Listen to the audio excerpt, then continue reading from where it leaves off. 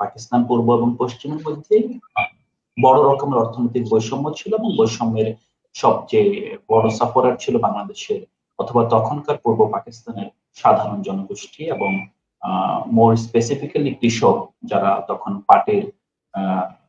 পাট চাষী যাদের পাট এখান থেকে উৎপন্ন হতো কিন্তু কাঁচা পাট চলে যেত পশ্চিম পাকিস্তানে গিয়ে সেখান থেকে প্রসেস হতো। তো এরকম করে আরো অনেকগুলো জায়গায় আমরা দেখি যে অর্থনৈতিক বৈষম্যটাই এখানে মুখ্য বিষয় ছিল আমাদের স্বাধীনতার পূর্ববর্তী সময়ের যে আর্গুমেন্ট, একাডেমিক আর্গুমেন্ট। তো সেই জায়গায় আমরা দেখি আমাদের 10 এপ্রিল যখন বাংলাদেশের স্বাধীনতার আনুষ্ঠানিক ঘোষণাপত্র পাঠ করা হয়, সেখানে স্বাধীনতার জন্য যে 3টি মূল দাবি, যার কারণে একটি নতুন রাষ্ট্র দরকার, আত্মনিয়ন্ত্রণ অধিকার দরকার, সেটা ছিল সাম্য, মানবিক মর্যাদা ও ইনসাফ বা ন্যায় বিচার। তো আমরা যদি দেখি যে এই প্রায় অর্ধ শতাব্দী পার হওয়ার পর একটি রাষ্ট্রের যে সেই জায়গায় কি আমরা কতটুকু উত্তরণ ঘটাতে পেরেছি, সেটা আমাদের একটা প্রশ্ন।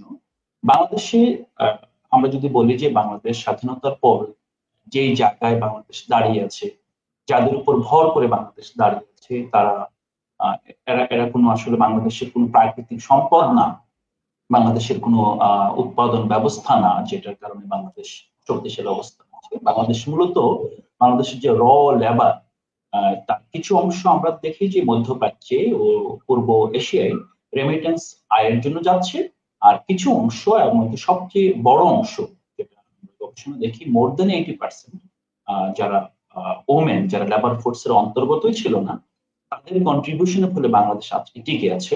আমরা যদি খুব স্পষ্ট করে বলি রেমিটেন্স এবং এক্সপোর্টার। তো এই জায়গায় যাদের উপর ভর করে, এবং একই সাথে এটা বলা বাহুল্য যে আমরা যে এক্সপোর্ট করছি, যে শ্রমিকদের, সরি, আমরা যে আমাদের আরএমডি সেক্টর দাঁড়িয়ে আছে মূলত আমরা যেটা করি লেবার ইন্টেন্সিভ ইন্ডাস্ট্রির উপরে, আমরা র মেটেরিয়ালস বেশিরভাগই আবার ইম্পোর্ট করে থাকি। তো আমাদের ভ্যালু এডিশন যতটুকু, পুরো ভ্যালু এডিশনটা মূলত লেবারদের ভ্যালু এডিশন, এখানে কোনো প্রোডাক্টের ভ্যালু এডিশন আমরা দেখতে পাই না।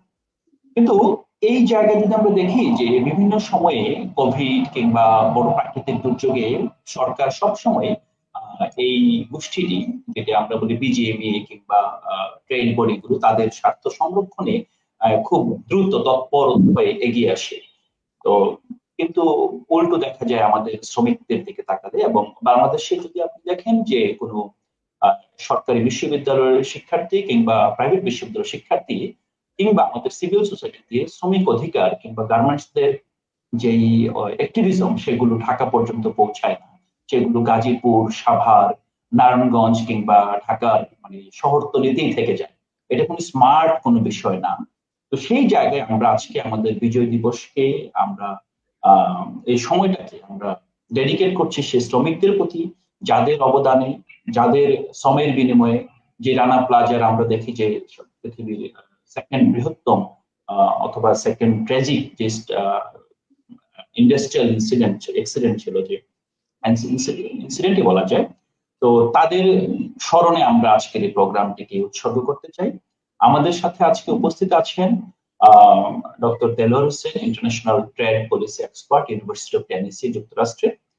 উনি দীর্ঘদিন ধরে আমাদের সাথে আছেন এবং আমি স্মরণ করছি আমার সাথে প্রায় এক যুগের বেশি সময় ধরে ওনার সম্পর্ক, যখন উনি বুয়েটে ছিলেন এবং ধীরে ধীরে ঢাকা বিশ্ববিদ্যালয়ে এসে ঢাকা বিশ্ববিদ্যালয়ের শিক্ষার্থীদের সাথে উনি খুব কমফোর্ট ফিল করতেন, যেটা আমি অনুভব করতাম। এবং তখন থেকে উনি শ্রমিক অধিকার এবং প্রগতিশীল রাজনীতির আরো যে অজনপ্রিয় দাবিগুলো আছে সেগুলো খুব সূক্ষ্মভাবে পর্যালোচনা করতেন। তো দেলোয়ার ভাইকে স্বাগতম আমাদের প্রোগ্রামে। আমাদের সাথে উপস্থিত আছেন জাফর ইকবাল, উনি পিএইচডি গবেষক, ইউনিভার্সিটি অফ ব্রিটিশ কলম্বিয়া। আমাদের সাথে আরো উপস্থিত আছেন কনক বর্মন, যিনি আমার শ্রম আমার লড়াই এবং আরেকটি অনলাইন শিক্ষা প্ল্যাটফর্মের গার্মেন্টস শ্রমিকদের জন্য প্রতিষ্ঠাতা। আমরা জাফর ইকবাল ভাইকে একই সাথে একাডেমি এবং অ্যাক্টিভিজম দুইটার একটা চাকচারে দেখতে পাচ্ছি। তো আমি আর সময় নষ্ট না করে আমি ফ্লোর দিচ্ছি জাফর ইকবাল ভাইকে। আমাদের আলোচনাটা চলবে, জাফর ইকবাল ভাই পুরো বিষয়টাকে প্রথমেই একটা প্যাটার্ন দিবেন, তারপর আমরা শুনবো দেলোয়ার হোসেন ভাইয়ের কাছ থেকে, এবং তারপর কনক বর্মন গ্রাউন্ডের যেই ফ্যাক্ট গুলো আছে সেগুলো দিয়ে আমাদেরকে কন্ট্রিবিউট করবে।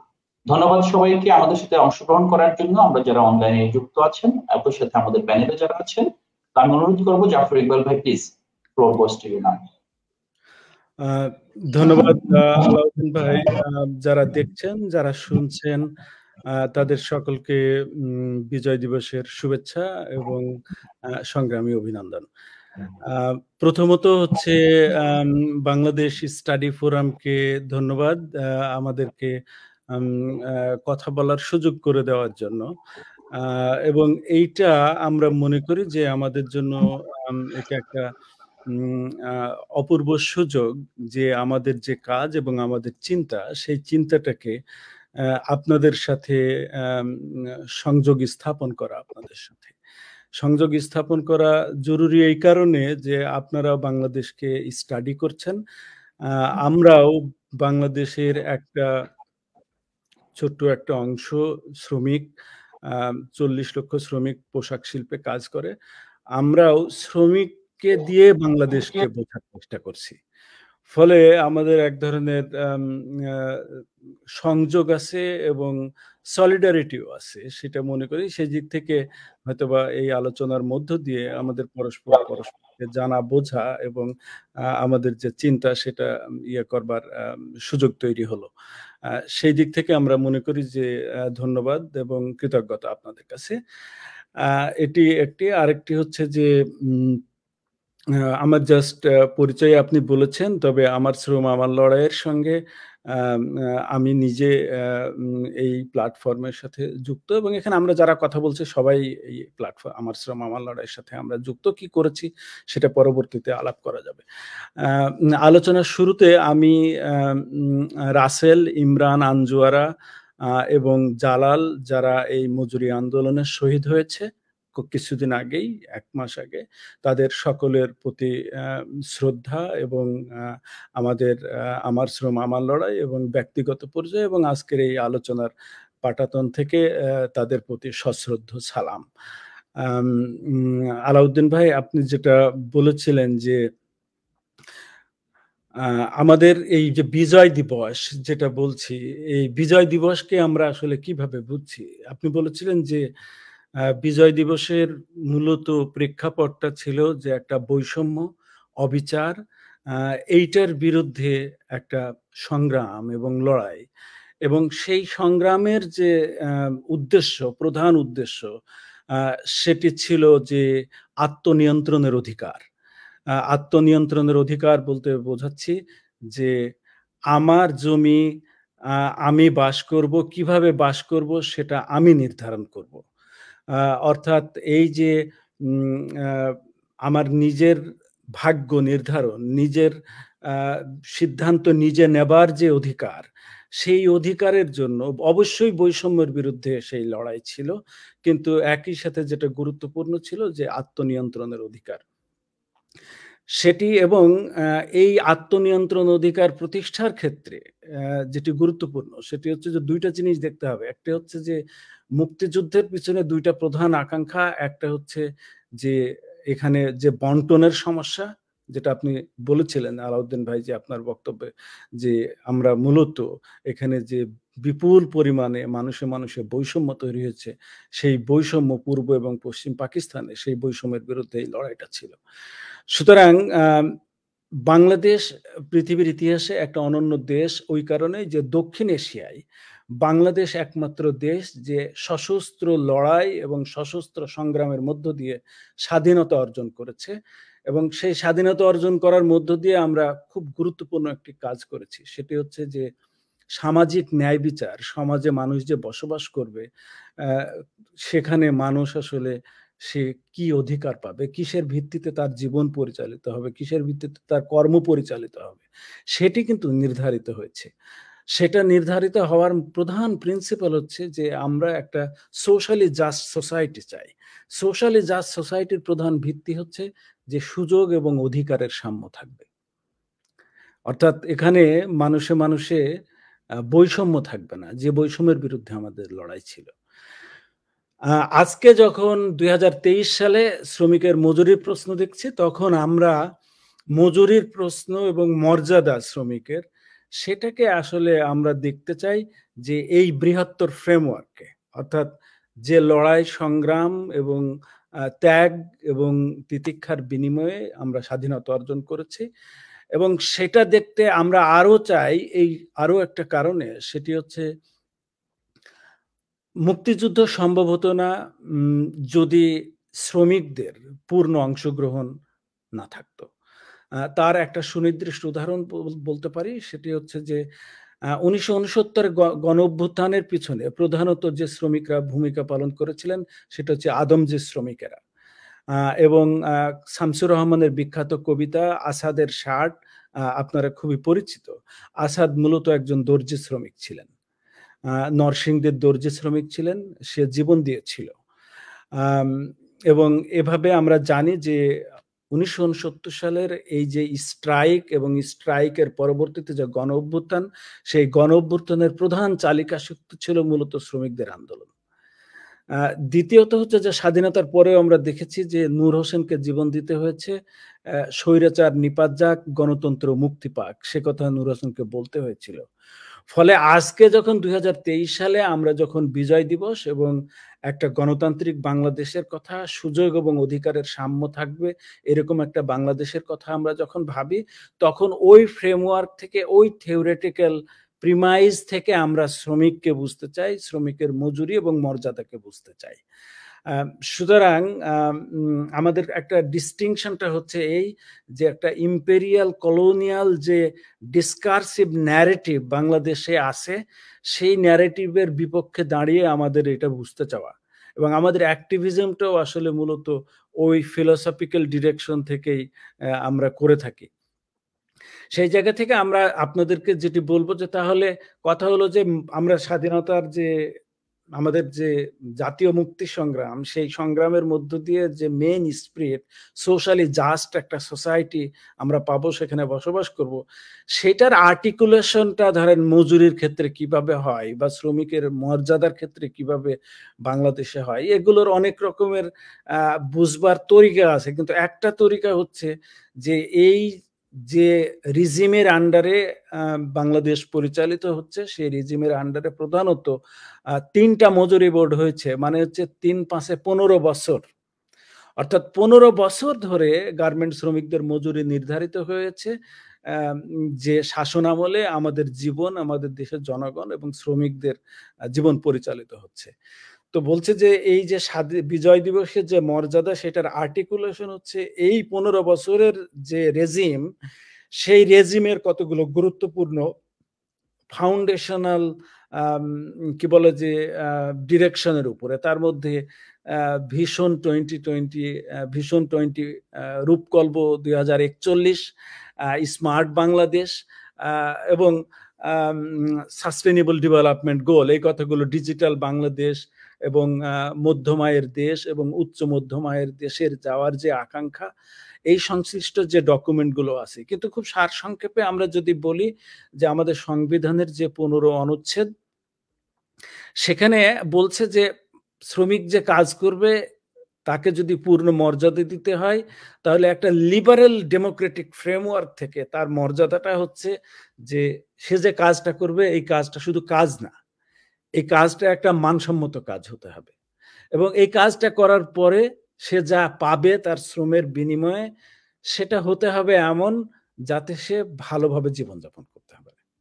এইটাই আমাদের সংবিধানের 15 অনুচ্ছেদের মূল কথা।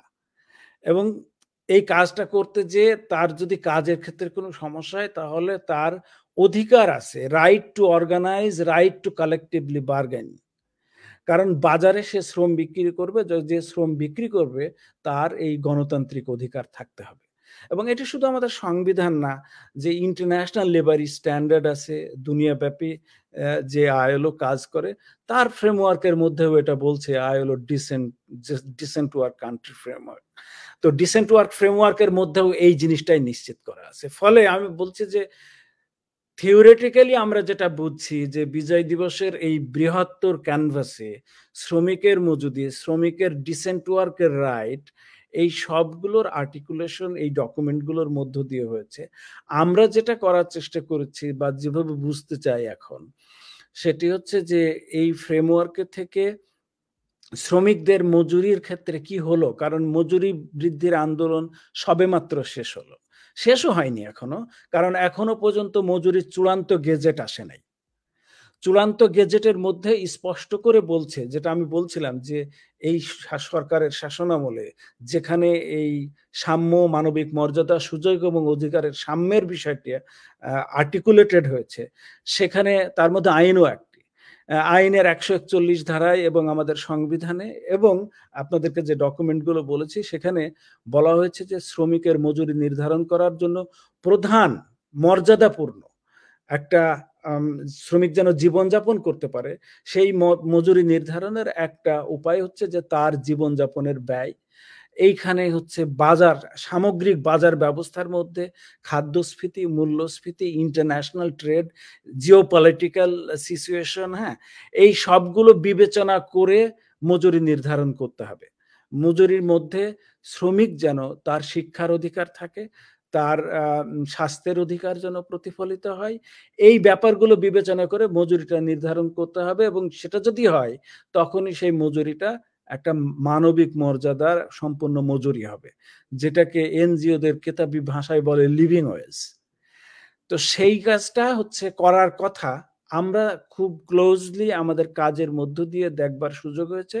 আশা করছি যে ডক্টর দেলোয়ার হোসেন এই জিনিসগুলো বলবেন, যে কিভাবে একটা এই যে ওয়েজ সেটিং প্রসেস, সেইটা একটা ডিসেপটিভ মেকানিক্স, এই ডিসেপটিভ মেকানিক্সের ডিজাইনটা কি, এবং এই ডিজাইনের মধ্যে অর্থনীতির সূত্রগুলো কিভাবে কাজ করে এবং আদৌ কাজ করে কিনা, সেটা আমরা একেবারে শ্রমিক আন্দোলনের হাত ধরে আমরা নিজেরা ছিলাম, যেহেতু পুরো মজুরি বৃদ্ধির আন্দোলনে, ফলে আমাদের সেই অভিজ্ঞতাটা একটা হচ্ছে যে ডক্টর দেলোয়ার হোসেন আপনি ওই জায়গাগুলো আশা করি যে ফোকাস করবেন, যে ইন্ডাস্ট্রির কম্পিটিটিভনেস এবং ওভারঅল যে মেকানিক্সটা এখানে কাজ করেছে।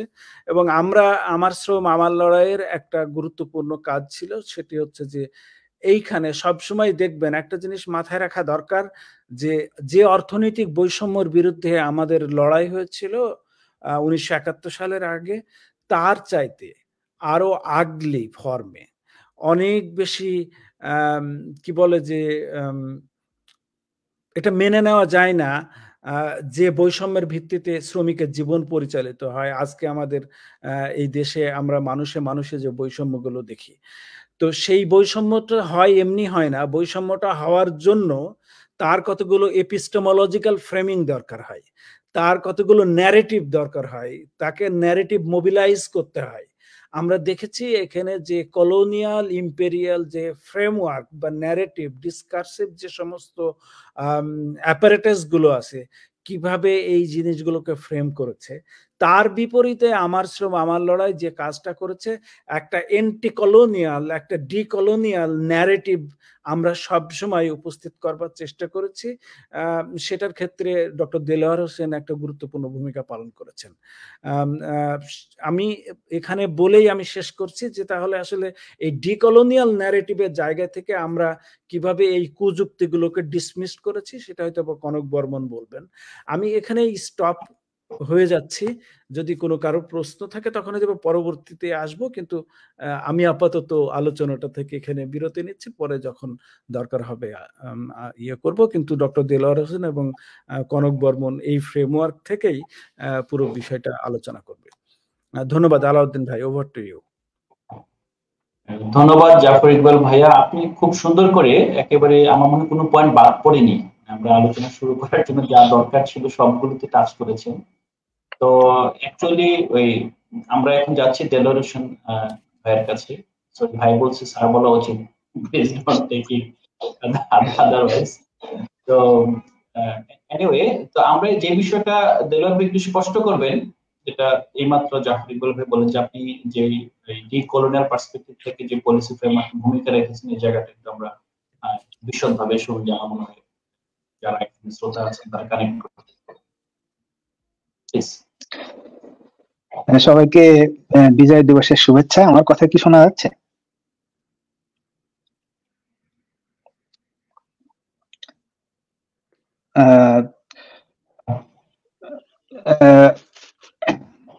আমি আসলে মূলত দুটো বিষয়ের উপরে একটু বেশি ইয়ে করে ফোকাস করতে চাই। একটা হচ্ছে এই 53তম 52 বছর শেষে বাংলাদেশের এই যে অবস্থা, এখানে একটা বিশাল ভূমিকা আছে শ্রমিকের, সেটা আমরা জাফর ভাইও খুব ভালো করে বলল।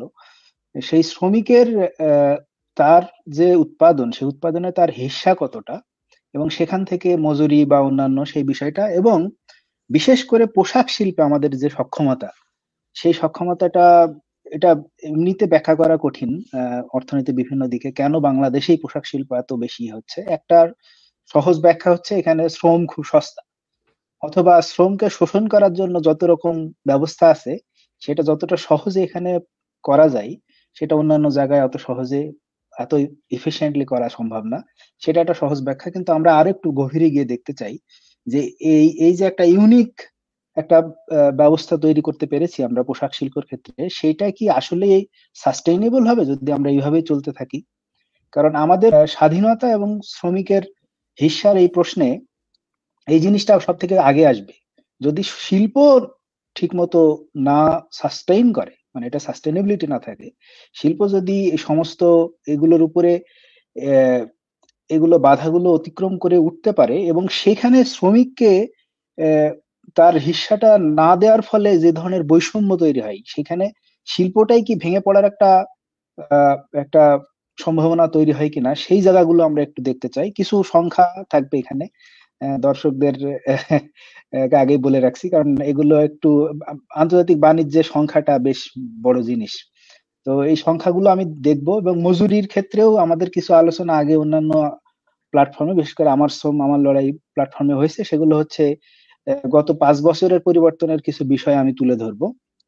তো শুরুটা আমি এভাবে করি যে আহ, সেটা বাংলাদেশের একটা আহ, শ্রম আইনের একটা ধারা দিয়েই, 141 ধারা, সেটা যদি আমি একটু প্রেজেন্ট এখানে দিতে পারি, দেখি একটু স্ক্রিন শেয়ার করে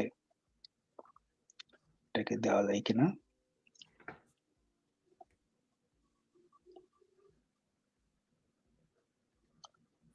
স্ক্রিন শেয়ার সম্ভবত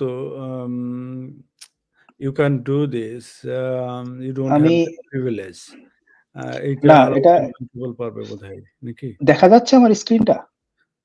You can't do this, right? দেখা যাবে? হ্যাঁ, আচ্ছা আচ্ছা, জাফর ভাই কি দেখতে পাচ্ছেন? হ্যাঁ দেখা যাচ্ছে, হ্যাঁ দেখা আচ্ছা, যাচ্ছে। এটা আমি অন্য একটা বক্তব্যে এই জিনিসটা তৈরি করেছিলাম, এটা খুবই সহজে বলার জন্য, মাত্র 3-4 মিনিটে।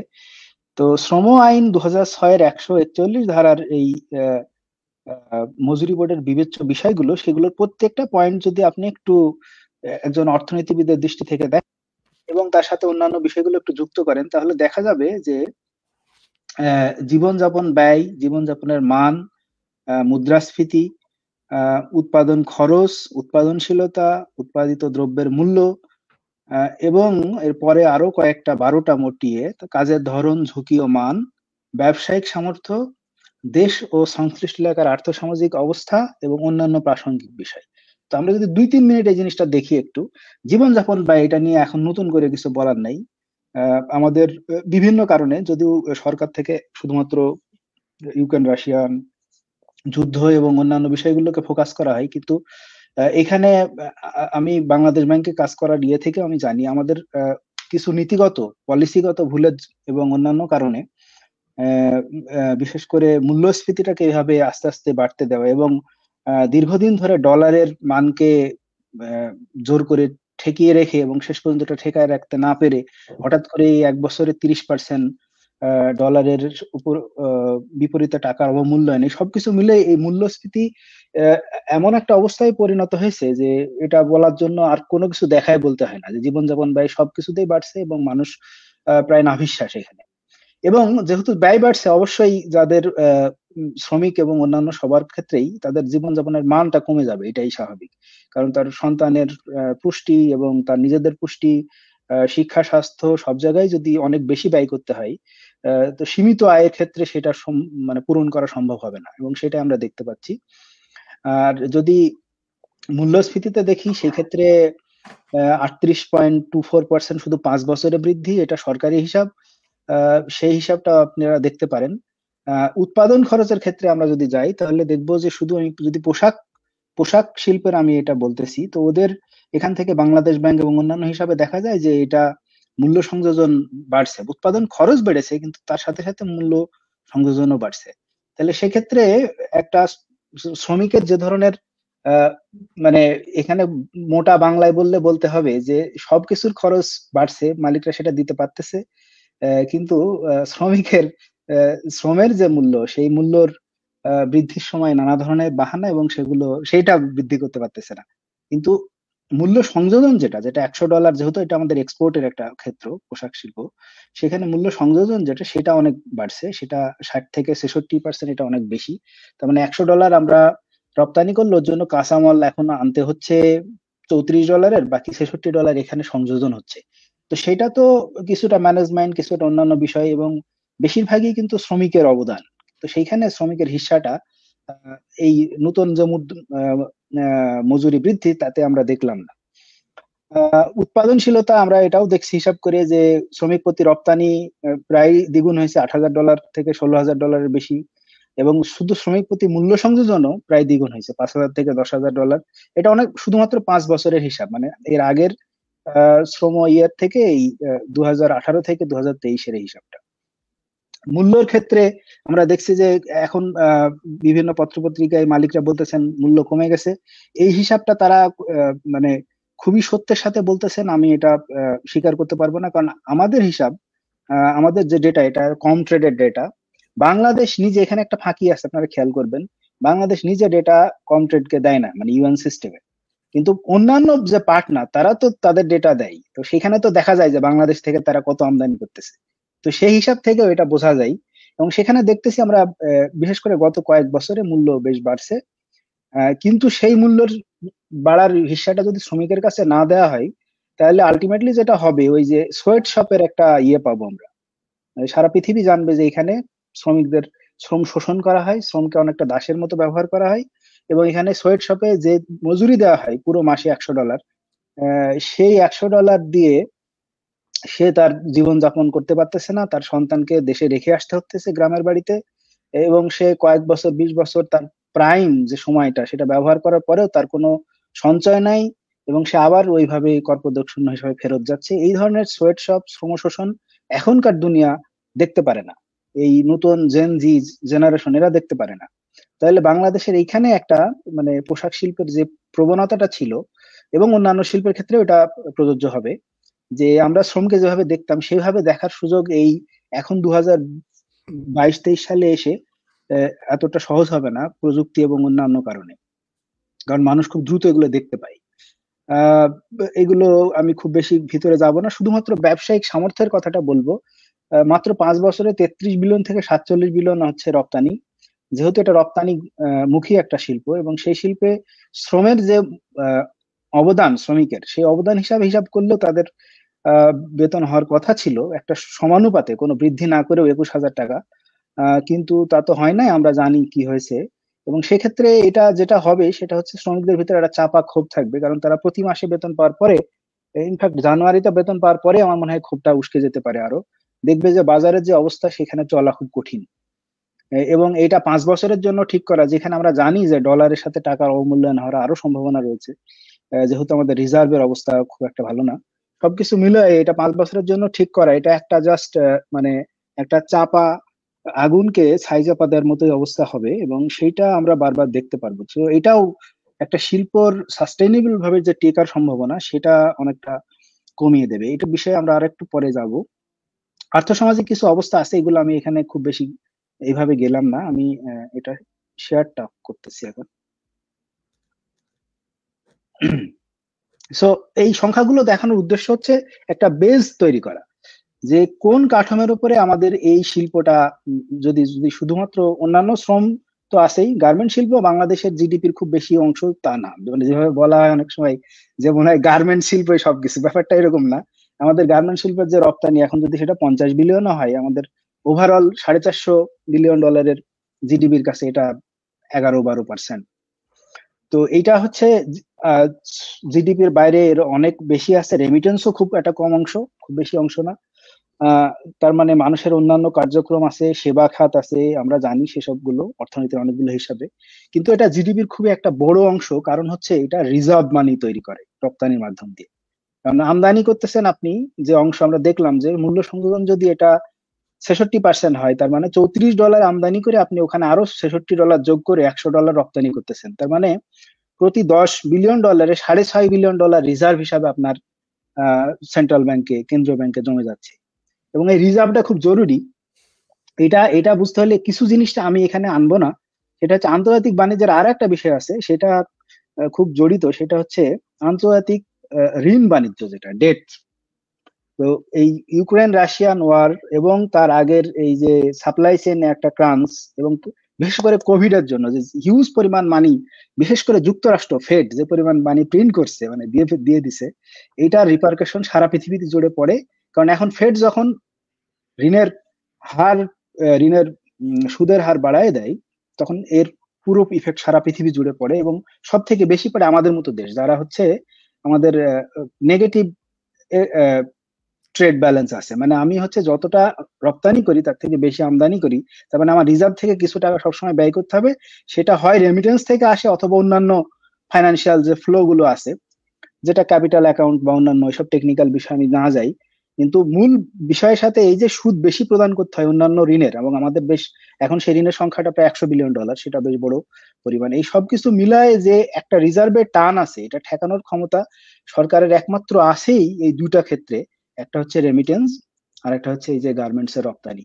তাহলে সেই রপ্তানিতে আপনি বিজয়ের 53 বছরে এসে সেই জায়গাটা আপনি যদি শক্ত করতে চান, যেটা অলরেডি আমাদের বেশ সারপ্রাইজিংলি এটা বেশ স্ট্রং অন্যান্য দেশের তুলনায়। আশেপাশে ভারত আছে, পাকিস্তান আছে, ভারতেও তো চিপ লেবার আছে, ভারতে কেন হয় না, বা পাকিস্তানেও আছে, পাকিস্তানে তুলা আছে, চিপ লেবার আছে, ওদের অনেক ভালো ভালো পোর্ট আছে, চায়নার সাথে ডাইরেক্ট কানেক্টিভিটি আছে। তাও পোশাক শিল্প পাকিস্তানে অত বেশি শক্তিশালী হয়নি, আমাদের এখানে হয়েছে।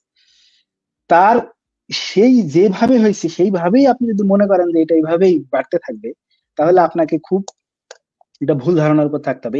এখন যেটা আমার কাছে, আমার একটা ব্যক্তিগত মতামত, এখানে আমাদের নলেজ ইকোনমির সাথে যোগ করতে হবে। ইউনিভার্সিটি গুলোর সাথে যে কানেকশন গুলো নাই, শ্রমের হক শ্রমিক বোঝে, এটা ঠিক, সে বাজার করতে গেলে বোঝে, সে বছর শেষে বোঝে, সে 20 বছর শ্রম দেওয়ার পরে বোঝে তার কি জমলো না জমলো। তার সাথে বুদ্ধিভিত্তিক যে চাহিদাটা ইউনিভার্সিটি থেকে আসা উচিত, অন্যান্য গবেষণা প্রতিষ্ঠান, এখানে একটা বেশিরভাগ ইউরোপিয়ান ইউএসএ একটা নেক্সাস থাকে, একটা ট্রায়াঙ্গুলার নেক্সাস, এটা হচ্ছে একাডেমিয়া, গভর্নমেন্টাল বডি এবং প্রাইভেট সেক্টর। আমাদের দুঃখের সাথে জানাতে হচ্ছে সেই জিনিসটা হয় নাই। সরকার তো সবসময় এক পক্ষে আছে, বিজিএমই সব দখল করে আছে, এবং ইউনিভার্সিটিতে এই জিনিসগুলো হওয়া উচিত ছিল, যে জিনিসগুলো এখন কিছুটা হচ্ছে কিন্তু ওইভাবে হয় নাই। এই নলেজ ইকোনমিকে যদি আমি না দাঁড় করাতে পারি, তাহলে এই সাস্টেনেবিলিটির জায়গাটা, যে ইউরোপে আমরা এখন ভলিউমের দিক থেকে সব থেকে বড় এক্সপোর্টার, ভ্যালুর দিক থেকেও হয়ে যাচ্ছি, 20-22% মার্কেট আমরা ক্যাপচার করি, ইউএসএ তে এটা 6%-7%, কিন্তু সেই মার্কেটের আমরা জানি এখন একটা বেশ বড় ধরনের চাপের ভিতরে আছে। ওই জিনিসটা আমরা একটু পরে 2-5 মিনিট বলবো। তাহলে মূল বিষয়টা হচ্ছে এটা কি সাস্টেইনেবল হবে? শ্রম শোষণ করে যেভাবে এটা 80-র দশক থেকে গড়ে তোলা হয়েছে, সেইভাবে কি এটা টিকে রাখা যাবে এখন? আর এইটা যদি রাখা যায়, এই যে পোশাকের এই মূল্য বৃদ্ধি, এবং এই যে আপনি একটু আগে আলাউদ্দিন ভাই শুরুতেই এটা বলছিলেন যে কেন এই প্রভাবটা পড়ে না, কোভিডে পড়ে না, এর আগে 2008-এর ফাইন্যান্সিয়াল ক্রাইসিসে পড়ে নাই, পোশাক শিল্প ঠিকই টিকে থাকে, কারণ আমরা খুব বেসিক জিনিস বিক্রি করি। আমরা যেটা বিক্রি করি এটা সব মানুষের লাগে, এটার জন্য ইনফ্যাক্ট যদি অর্থনৈতিক অবস্থা পৃথিবীর খারাপ হয়, এটা আরো বেশি লাগে। এই আপনার গেঞ্জি, ট্রাউজার, এগুলো আরো বেশি লাগে। আমরা তো লাক্সারি আইটেম বিক্রি করি না। তাহলে এই প্রোডাক্টে আমাদের টিকে থাকার সম্ভাবনা আছে, আরো বেশি আছে এই রেজিম অ্যাপারেটাস, যেটা শ্রম শোষণ করতে এত সহজ করে রাখে। ফলে যে কোনো চাপ যখন আসে, ওটা শ্রমের উপর দিয়ে যায়। আপনার ডলারের সাথে এত অবমূল্যায়ন হলো 30%, শ্রমিক কিছুই পায় নাই তার অংশ। আমরা সেটা হিসাব করে দেখাইছি যে মাসে মালিক কোনো ইনভেস্টমেন্ট না করে 1200-1500 কোটি টাকা করে এক্সট্রা গেছে শুধুমাত্র ডলারের সাথে টাকার অবমূল্যায়। কারণ এটা তো রপ্তানি, আপনি পাচ্ছেন ডলারে, আপনি যেটা ভাঙায় টাকায় যখন শ্রমিককে দেওয়ার কথা, তখন আপনি দিচ্ছেন না, সেই পরিমাণটা দিচ্ছেন না। এবং এইটা এই যে 5 বছরের জন্য এখন ফিক্সড করা হলো, এই 23 থেকে 28 সাল পর্যন্ত। এরপরেও তো ডলারের আমাদের হিসাবগুলো যা বলতেছে, ডলারের আমরা ধরে রাখতে পারবো না, এখন মার্কেটে তো ছেড়ে দিবেই না সেন্ট্রাল ব্যাংক। মূল্যস্ফীতি বা অন্যান্য কারণে ছেড়ে দিলে আমরা তো পারবোই না, এবং এটা কোথায় গিয়ে পোষাবে 150 বা তারও বেশি বা ডলারের সাথে টাকা। তো সেইখানে শ্রমিক তো সবসময়, তাহলে আপনি একটা শোষণ মেকানিজমকে ধরে রাখলেন, এবং হয়তো এদের ইউনিয়ন বা অন্যান্য বিষয়গুলো জাফর ভাই এবং কনক বর্মন এগুলো ভালো করে বলতে পারবে, ইউনিয়ন এবং অন্যান্য যৌথ হওয়ার ক্ষমতা নাই বলেই যে বৈষম্য নিয়ে আপনি 71 সালে বললেন যে এই বৈষম্য এবং খুবই পুঞ্জীভূত একটা পুঁজি এক জায়গায় হয়ে গেছে, কয়েকটা ফ্যামিলি 22 ফ্যামিলি এগুলোর ভিতরে, সেই ধরনের একটা জিনিসই আপনি তৈরি করে আবারও মনে করতেছেন মানুষজন সবকিছু মেনে নিবে এবং এটা সাস্টেইনেবল হবে। এই প্রবণতা, এই চিন্তা ভাবনা থেকে বের হয়ে আসতে হবে, বরং যোগ করতে হবে আপনার অন্য দক্ষতাগুলো, আপনার বুদ্ধিভিত্তিক দক্ষতাগুলো, যাতে আপনি আরেকটু ভ্যালু চাইন উপরে উঠতে পারেন। আপনি এগুলোর সাথে অন্যান্য জিনিসগুলো যেটা আমরা দেখছি, মানে আমি আমার নিজের গবেষণায় এক্সচেঞ্জ রেট পাস থ্রু গবেষণা দেখছি, এক্সচেঞ্জ রেটে কোনো চেঞ্জ হলে আমরা এটা কোনো লাভ নিতে পারি না, কারণ আমাদের নেগোসিয়েশন পাওয়ার গুলো তৈরি হয় না। আমাদের বায়ার হাউস, মার্চেন্টাইল হাউস, এগুলো এমন ধরনের মানুষ, এখানে ইউনিভার্সিটি থেকে ভালো ভালো গবেষণা হাউস বা এই ধরনের জিনিসগুলো নাই, তো তারা এই সিস্টেমেটিক নেগোসিয়েশনের ব্যাপারগুলো জানে না। তাহলে যে ইউনিক সুবিধাগুলো আমরা তৈরি করতে পারতাম সেগুলো না করে আমরা শুধুমাত্র একটা যেটা আলাউদ্দিন ভাই শুরুতেই বললো, একটা শ্রমকে, যেটা খুব সহজেই, যেহেতু তারা ডিসঅর্গানাইজ, তাদেরকে থেকে শোষণ করে যেভাবে টিকিয়ে রাখতেছি, এইভাবে টিকিয়ে রাখা 2023 সালে 24 সালে যাবে না, কারণ অন্যান্য প্রযুক্তির পরিবর্তন হচ্ছে, সেগুলোর বড় কিছু এক্সপেক্ট আছে। আচ্ছা, আমার লাস্ট যে পয়েন্ট সেটা হচ্ছে, তাহলে শ্রম, আমি দেখলাম যে শ্রম তার হিসাব পাচ্ছে না, সে যে উৎপাদন করতেছে তার যে 5 বছরে ডাবল করলো তার মূল্য সংযোজন, তার পারিশ্রমিক রপ্তানি, তার হিসাব সে পায় নাই। সে তাতে শুধুমাত্র সমন্বয় করলো যে শ্রম মজুরি হওয়ার কথা ছিল 22,000 টাকা, সেটাও হয় না। সেই জিনিসগুলো দেখলাম। আর একটা জিনিস দেখলাম যে সাস্টেইনেবল, এটাতে একটা রিয়েল প্রবলেম আছে। সেই প্রবলেমের একটা বড় ধাক্কা, যেটা আমার শেষ পয়েন্ট এবং এটা দিয়ে আমি শেষ করবো, সেটা হচ্ছে এই এখন যেটা নিয়ে কথাবার্তা হচ্ছে যে ট্রেড স্যাংশন আসতে পারে কিনা। অন্যান্য রেজিম বা অন্যান্য কারণে ইউএসএ যখন দেখা যায় যে ইউএসএ শুধুমাত্র নন ডেমোক্রেটিক, এই বললে তো কারোর সাথে সম্পর্ক করতে পারে না। তো এইখানে কিছু স্পেকুলেশন আছে, আমি এগুলোর এক্সপার্টও না, বাট আমি যে আশঙ্কাটা করি সে আশঙ্কাটা হচ্ছে আমাদের এই ধরনের যে প্রবণতা রাজনৈতিক অঙ্গনে দেখা যাচ্ছে, সেই প্রবণতাটাকে যেমন সরকার বা অন্যান্যরা বেশি করে বলার চেষ্টা করতেছে, তার থেকে বেশি তো এটা মজুরির প্রবলেম, এবং এটা খুব মোটা দাগে চোখে দেখা যায়। আইএলও বলতেছে, ইনকোয়ারি করতেছে, এবং এগুলো জাফর ভাই অনেকগুলো উল্লেখ করলো। সেই জিনিসগুলো খুবই সহজে দেখা যায়, এটার জন্য কোনো রাজনীতি খোঁজার দরকার নেই। তো এইটাই গুড এনাফ সুযোগ হবে ইউএসএ স্যাংশন দেওয়ার জন্য, এবং তারা মাত্র 6% নেই। সো এটা রিঅ্যালোকেট করতে, আমাদের যেটা আন্তর্জাতিক বাণিজ্যের ভাষায় বলে ট্রেড রিঅ্যালোকেশন, অন্য দেশ থেকে আনা, এটা খুব একটা কঠিন ব্যাপার হবে না। ইউরোপের ক্ষেত্রে এটা কিছুটা কঠিন, কিন্তু ইউরোপও এটাকে ফলো থ্রু করতে পারে, এবং সেক্ষেত্রে আমাদের একটা বড় ঝুঁকি যেটা হতে পারে, যেটা আসলে শ্রমের কারণেই হচ্ছে, রাজনৈতিক অঙ্গনে তার কিছুটা উত্তাপ করতেছে, কিন্তু আপনি তো শ্রম ফিক্স করেন নাই, আপনি এখনো করলেন না। তারা দাবি করলো, আপনি তাদেরকে 4 জনকে গুলি করে মারলেন। তো এই ধরনের সমস্যাগুলো, এই জিনিসগুলোকে আরো উস্কায় দেয়, এবং এটা থেকে এখনকার নতুন যে জেনারেশন, তারা এই ধরনের পোশাক, সোয়েট শপ পোশাক, রক্ত মাখা পোশাক তারা কিনবে না। আপনাকে এগুলোকে রিথিঙ্ক করতে হবে। আপনাকে বিজয়ের এই 53 বছর বয়সে বলতে হবে যে বৈষম্য থেকে এই দেশের যে রক্তের প্রদানের মাধ্যমে, যে স্যাক্রিফাইসের মাধ্যমে যে লাখ লাখ মানুষের আত্মত্যাগের বিনিময়ে এই দেশের জন্ম, সেই দেশে এসে আপনি আবার সেই পুরাতন বৈষম্যের ইয়েতে ফেরত যেতে পারেন না। আপনাকে শ্রমিকের হিস্সা দিতে হবে, এবং দিলেই আপনার এটা সাস্টেইনেবল হবে, এবং এটা টিকে থাকবে। তার উদাহরণ পার্শ্ববর্তী দেশগুলো, ভিয়েতনাম, কম্বোডিয়া, চায়নার একটা বিশাল অংশ, এবং এর অনেক উদাহরণ আছে। এগুলো নিয়ে আমি এখন কথা বলবো না। আপনাদেরকে ধন্যবাদ আমাকে কথা বলার সুযোগ দেওয়ার জন্য। ধন্যবাদ দেলোয়ার হোসেন ভাইয়া। এখানে একটা বিষয় আমি একটু অ্যাড করতে পারি, আমি যেহেতু কনক দা এখন দেখা যাচ্ছে, সেটা হলো যে আমরা যে রাষ্ট্রের স্বাধীনতা, সার্বভৌমত্ব নিয়ে কথা বলি, এবং যেখানে আমরা বাইরের হস্তক্ষেপ সবসময়কে খারাপ চোখে দেখি, রাজনৈতিক ভাবে তো বটেই, এবং অন্যান্য পলিসি নির্ধারণের ক্ষেত্রেও।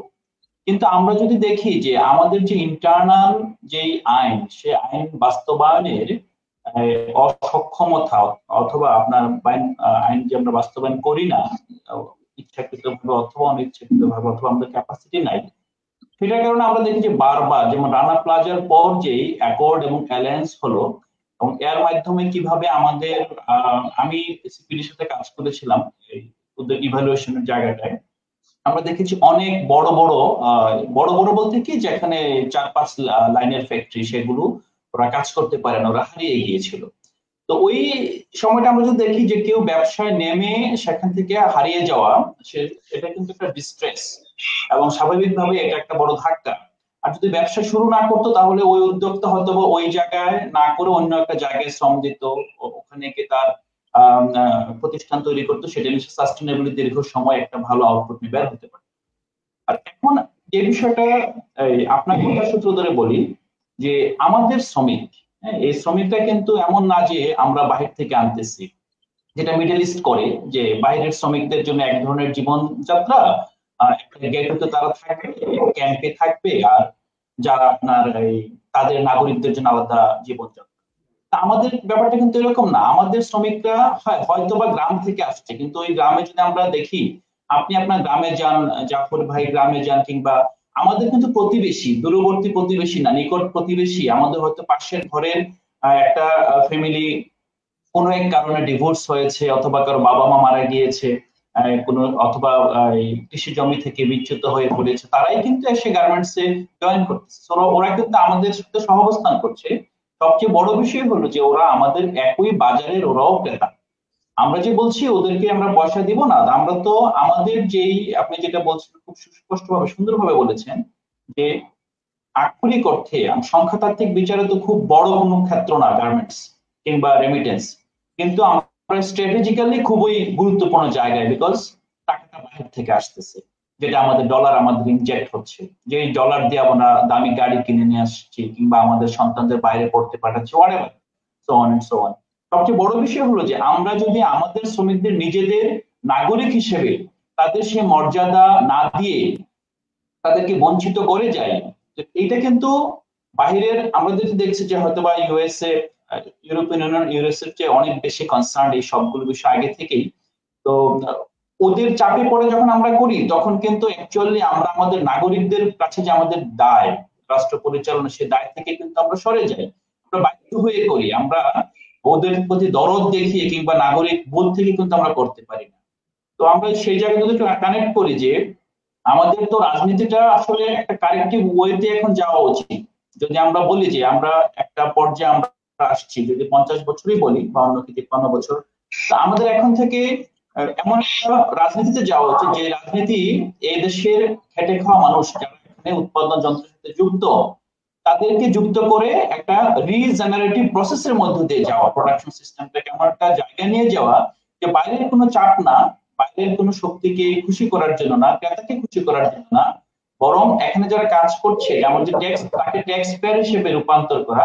একই সাথে সেই জায়গায় আমরা কিভাবে উৎপাদনটাকে সাস্টেনেবল করতে পারি, কম্পিটিটিভ করতে পারি, যেটা সরকারের কিংবা কোনো শাসক গোষ্ঠীর দয়ায় কিংবা এটা নেপোটিজমের মাধ্যমে না, বরং এটা একটা সিস্টেমেটিক ওয়েতে যে আমরা কম্পিটিটিভ, সেই জন্য আমরা টিকে থাকবো। সেই জায়গাটা যদি আমরা না করতে পারি, তাহলে কিন্তু আমরা আমাদের রাষ্ট্রের আগামী দিনের ভবিষ্যতে কিন্তু অনেকটা ঝুঁকিপূর্ণ থেকেই যাবে। জাস্ট আমি অ্যাড করা, মনে করবেন না। জাফর ইকবাল ভাইয়ের কাছে আবারও যাচ্ছি, প্লিজ আপনি একটু কন্টিনিউ করুন।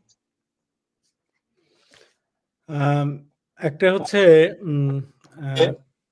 আলাউদ্দিন ভাই, আমি কনকদা নাই যেহেতু, ফলে আমি চেষ্টা করব আমার শ্রম আমার লড়াইয়ের পার্টটাও কভার করার জন্য, যে মানে how we challenge the sort of এই যে ডোমিনেন্ট যে সমস্ত আইডিয়াজ আপনি বলছেন, যে আসলে নাগরিক বোধ থেকে আমরা করি না, কিন্তু প্রভুরা যখন বলে তখন প্রভুদের কথা শুনতে হয়। তো প্রভুর সাথে কিন্তু সম্পর্ক আছে, রাইট? প্রভুর সাথে সম্পর্কটা হচ্ছে এটাই যে মাস্টার এবং লর্ড। সুতরাং আপনি আপনার মাস্টারের কথার বাইরে যেতে পারবেন কিনা, সেটা একটা। আরেকটা হচ্ছে যে এই মাস্টারের বাইরে যদি আপনাকে যেতে হয়, সেটার জন্য যে কারেজ দরকার হয়, যে মর্যাদা বোধ দরকার হয়, কোনো একটা ধরেন শাসক শ্রেণীর বা ধরেন একটা রেজিমের, তাকে প্রধানত অ্যাকাউন্টেবল থাকতে হয় তার জনগণের কাছে। তো অ্যাকাউন্টেবিলিটি মেকানিজমের ডেমোক্রেটিক ফর্মসের তো অনেক রকমের ফর্মস আছে, রাইট? কিন্তু ধরেন কোন forms, none of the forms doesn't work in the Bangladesh context, right? ফলে মানুষ যদি ধরেন অ্যাকাউন্টেবিলিটিটা আসবে কিভাবে? অ্যাকাউন্টেবিলিটি আসবে হচ্ছে আপনার রাইটস এক্সারসাইজ করার মধ্য দিয়ে, রাইট? তা আপনাকে রাইটস এক্সারসাইজ করতে দেওয়া হয় না। আপনাকে এগুলো বলবার একটা বড় কারণ হচ্ছে যে আপনি দেখবেন যে আমাদের সবচেয়ে বড় প্রবলেম যে জায়গাগুলোতে হয়েছে, বিশেষ করে গার্মেন্টস শ্রমিকদের প্রশ্নে। গার্মেন্টস শ্রমিকদের নিয়ে কিন্তু আসলে একটা উপন্যাস নাই, যেটা ভালো উপন্যাস, সেই উপন্যাসও কিন্তু নেই।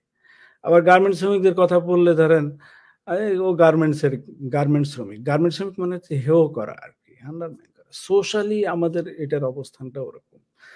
এবং যে পলিসি যেগুলো হয়, যে রাষ্ট্র পলিসি নির্ধারণ করে, এই পলিসির যত রকমের প্রতিষ্ঠান আছে, প্রত্যেকটা প্রতিষ্ঠানই হচ্ছে অ্যান্টাই ওয়ার্কার, ইনক্লুডিং গবেষকরা। গবেষণা কারা করে? ধরেন সেন্টার ফর পলিসি ডায়ালগ, তারপরে ধরেন আরো ঢাকা শহরে এরকম অনেক বড় বড় গবেষণা প্রতিষ্ঠান, Bangladesh institute of development studies, তারাও এই কাজগুলো করে। এরকম বহু অনেক প্রতিষ্ঠান, বাংলাদেশ এখন আবার আরেকটা নতুন এনজিও গবেষণা হচ্ছে, Bangladesh institute of labour studies, BILS, তারাও গবেষণার কাজ করে। আমরা দেখলাম যে আসলে যে যতগুলো এলাকা বলেছি, একটা হচ্ছে যে ধরেন institutional apparatus, think tank, research institution এবং সোসাইটি অ্যাজ এ হোল, এই গার্মেন্টস শ্রমিকদের ব্যাপারটাই সবার কাছে মনে হয় যে আচ্ছা এটার সাথে কম্প্রোমাইজ করা যায়, বিকজ দে আর সাবালটার্ন, রাইট? তো সাবালটার্ন কান্ট স্পিক।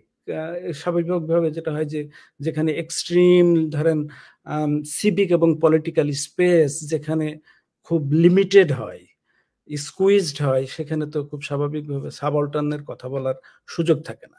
অমর্ত্য সেন বলছে যে এটা একটা প্রবলেম এবং এই সমস্ত কারণে দুর্ভিক্ষ হয়। কারণ হচ্ছে পিপল কান্ট চুজ টু, মানে হট টু ডু, এবং কথা বলার সুযোগ নাই, রাইট? খাদ্যের কারণে কিন্তু দুর্ভিক্ষ হয় না, দুর্ভিক্ষ হয় আসলে মূলত যদি ডেমোক্রেসি না থাকে। এবং ডেমোক্রেসি থাকা না থাকার একটা প্রাইমারি প্রধান শর্ত হচ্ছে যে মানুষের কথা বলতে দেওয়া। তো শ্রমিক তো ধরেন ট্রেড ইউনিয়ন তো মূলত কথা বলা প্রতিষ্ঠান, কথা বলার মধ্য দিয়ে তার অধিকার প্রতিষ্ঠা করে। মজুরি আন্দোলনের মধ্যে আসলে সেগুলো আমরা দেখলাম না, এটা দেখলাম না। সেই জায়গা থেকে আসলে কয়েকটা জায়গায় খুব স্পষ্ট করে, কয়েকটা জায়গায় চট করে একটু বলতে চাচ্ছিলাম। সেটা হচ্ছে যে দেখেন শ্রমিকদের কিন্তু যেটা ডক্টর দেলোয়ার হোসেন বলছিলেন যে আমরা হিউম্যান সেন্টার ডেভেলপমেন্ট বা হচ্ছে শ্রমিকদেরকে সাথে করে নিয়ে মধ্যম আয়ের দেশে যাব, বা হচ্ছে সামনে আগাতে চাই, $100 বিলিয়ন স্বপ্ন ছোব, বা হচ্ছে made in Bangladesh with pride, এক নতুন ন্যারেটিভ, সেটাকে অনেক বেশি গ্লোরিফাই করব, সেগুলো সব করতে হলে শ্রমিককে বাদ দিয়ে আসলে সম্ভব না। শ্রমিককে আমরা কিভাবে রিকগনাইজ করছি, শ্রমিককে কিভাবে আমরা স্বীকৃতি দিচ্ছি, সেইটা খুব মানে জরুরি একটা জায়গা, রাইট? আপনি যদি ধরেন উৎপাদনশীলতার দিক থেকে বিবেচনা করেন, তাহলে বাংলাদেশের একজন শ্রমিক কিন্তু কম্বোডিয়ার একজন শ্রমিকের চাইতে অনেক বেশি প্রোডাক্টিভ, অনেক বেশি প্রোডাক্টিভ। ইনফ্যাক্ট আপনি ইন্ডিয়ার কোনো কোনো স্টেটের সাথে যদি দেখেন, তাহলে বাংলাদেশের শ্রমিকের এফিসিয়েন্সি অনেক হাই। এবং আমাদের এরকম অনেক রকমের ব্যাপার আছে। কিন্তু সে শ্রমিককে যখন আপনি বেতন দিতে যাচ্ছেন, তখন বেতন কিন্তু বাড়েনি। আলাউদ্দিন ভাই, একটা জিনিস কিন্তু একটু মাথায় রাখবেন, সেটা হচ্ছে বেতন বেড়েছে এই কথা যারা বলছে তারা মূলত মিথ্যা কথা বলছে। কারণ হচ্ছে যে বেতন বাড়েনি, বেতন $9 কমেছে। কারণ 2018 সালে শ্রমিকের বেতন ছিল $98। $98 দিয়ে সে যা ক্রয় করবার ক্ষমতা রাখতো। আপনি যদি শুধু সেই ক্ষমতাটাই শ্রমিককে দিতে চান, তাহলে এখন তার বেতন হবে $120। তো আপনি এখন দিলেন হচ্ছে তাকে $111। হলো কি? বেতন কমেছে। তার মানে হচ্ছে যে মজুরি বোর্ড, আমাদের মালিক, আমাদের সরকার, এবং এইখানে লেবার মার্কেটে যে ইনস্টিটিউশন গুলো আছে, they do not believe in শ্রমিক। কারণ হচ্ছে শ্রমিকের এটা ব্যাপার না। আপনি শ্রমিক হচ্ছে হাফ সিটিজেন, শ্রমিক কিন্তু ফুল সিটিজেন না। করোনার সময় দুলাল মনে আছে কিনা, তাদেরকে কিন্তু কাজ করতে হয়েছিল। যখন সমাজের অন্যান্য অপর শ্রেণী পেশার মানুষ ঘরে বসে সোশ্যাল ডিস্টেন্স বা হেলথ ইম্পারেটিভস এগুলোকে করছিল, তখন কিন্তু আসলে গার্মেন্টস শ্রমিকদেরকে কাজ করতে হয়েছে। তখন বলা হয়েছিল যে মানে ওরা হচ্ছে এসেনশিয়াল, মানে এত এসেনশিয়াল যে এই সমস্ত তো নর্থ আমেরিকা, ইউরোপে আবার বলছিল এদেরকে হিরো ঘোষণা করা হয়েছিল। যারা কোভিড এর মধ্যে কাজ করেছে আমেরিকা, কানাডা, ইউরোপে, তারা বলছে যে এরা হচ্ছে ন্যাশন হিরো, মানে জাতির জন্য ইয়ে করতে পারে, ডাক্তার, নার্স। তো আমাদের দেশে গার্মেন্টস কে এই হিরো বানানো হয়েছিল, এবং রুবানা কিন্তু তখন বলছিল যে এদের কোভিড হয় না।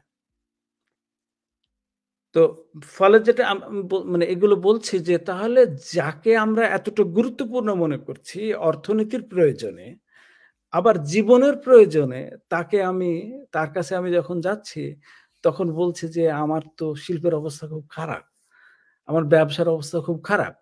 কিন্তু আসলে তো ব্যবসার অবস্থা খারাপ না। একটা কথা তোমার বক্তব্যের মধ্যে তুমি বলো নাই, সেটি হচ্ছে যখন মূল্য সংযোজন ১০০ টাকায় ৬৭ টাকা ৬৬ টাকা হয়, তখন আমরা এটাও দেখেছি যে হাজার হাজার কোটি টাকা পাচার হয়ে যেতে। এবং মূল্য সংযোজনের গ্রাফটা যদি দেখা যায় যে মূল্য সংযোজনটা বিগত ৫ বছরে কতটুকু হয়েছে, তাহলে দেখা যাবে ২০২০ এবং ২০২১ সালে এবং ২২ সালের কিয়দাংশ দেখা যাচ্ছে যে ওখানে মূল্য সংযোজন কমেছে। কেন মূল্য সংযোজন কমেছে? কারণ হচ্ছে ওখানে আন্ডার ইনভয়েস, ওভার ইনভয়েস করে টাকা পাচার করা হয়েছে। এবং দুর্নীতি দমন কমিশনের যিনি সচিব ছিলেন ডক্টর আনোয়ারুল্লাহ, সম্ভবত আমি নামটা ভুলে যাচ্ছি, তো ওই সময়ের আর কি ২২ সালে গভর্নর নিজেই বলছে, সেদিন একটা বড় ইয়েতে যে প্রচুর টাকা এভাবে চলে গেছে, পাচার হয়ে গেছে। এবং দুর্নীতি দমন কমিশনের উনি বলেছেন যে এটা হচ্ছে তারা ইনভেস্টিগেট করছে এবং তারা দেখছেন তাদের এ পর্যন্ত আলামতে যে গার্মেন্টস মালিকরা আসলে এই টাকাটা পাচার করেছে। তো ফলে যেটা হয়েছে যে আপনি টাকা বিদেশে পাচার করতে পারছেন, সবকিছু করতে পারছেন, কিন্তু যখনই শ্রমিকের মজুরির প্রশ্ন আসছে তখন আপনি আবল তাবল কথা বলছেন। আবল তাবল কথার একটা হচ্ছে যে মজুরি বাড়ালে কারখানা বন্ধ হয়ে যাবে। আমরা আমার শ্রম আমার লড়াইয়ের গবেষণায় তো সেটা দেখিনি। আমরা দেখেছি যে ৫ বছরে প্রত্যেক বছর মজুরি বেড়েছে, অ্যাভারেজ ১০০র অধিক কারখানা বৃদ্ধি হয়েছে।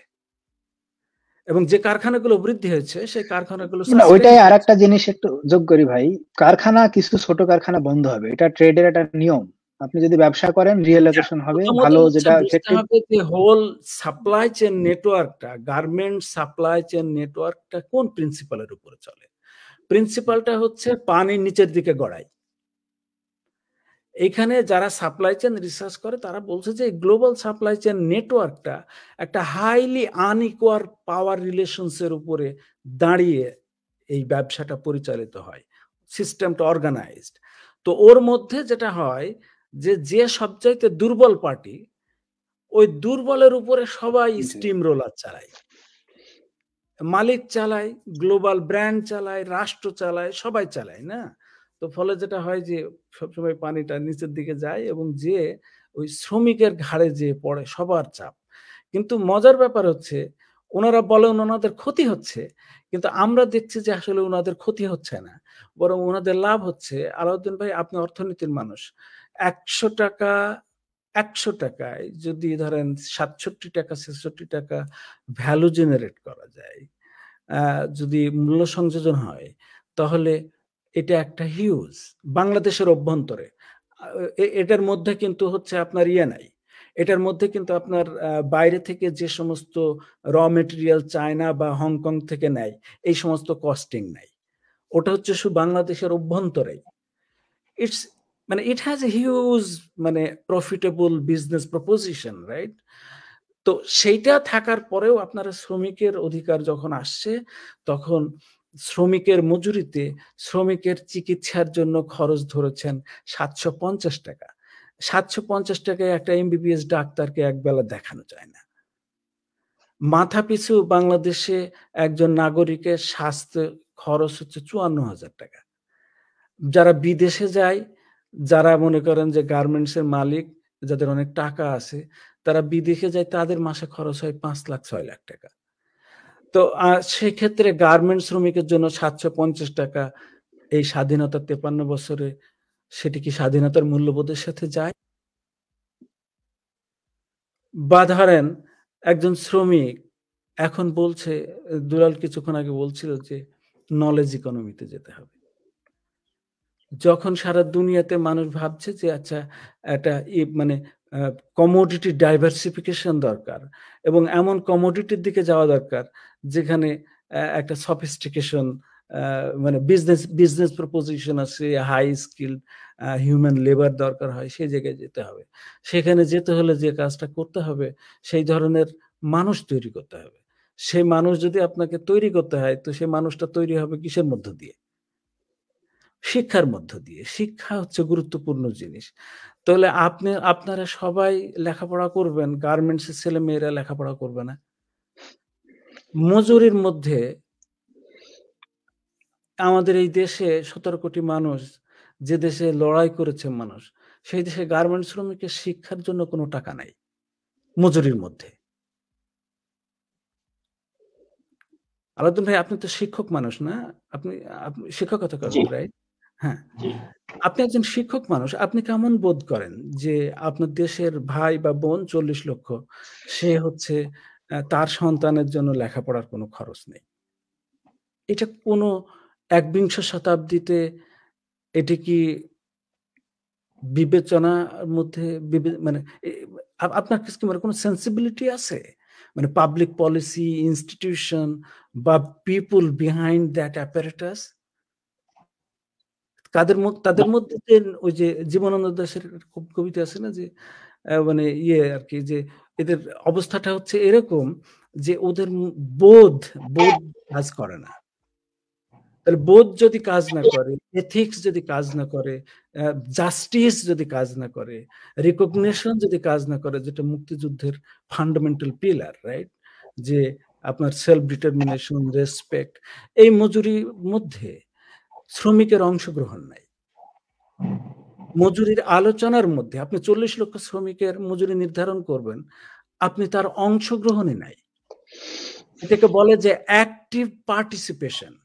সেটা হচ্ছে ওর অধিকার হচ্ছে আন্তর্জাতিক স্বীকৃত আইন দ্বারা, কনভেনশন 87 এবং 98 এবং বাংলাদেশের শ্রম আইন এবং আমাদের সংবিধান বলে যে আপনি যখন শ্রমিকের বিষয়ে কোনো কথাবার্তা বলবেন, যে জায়গায় বলেন না কেন, শ্রমিকের অংশগ্রহণ শতভাগ নিশ্চিত করতে হবে, শতভাগ।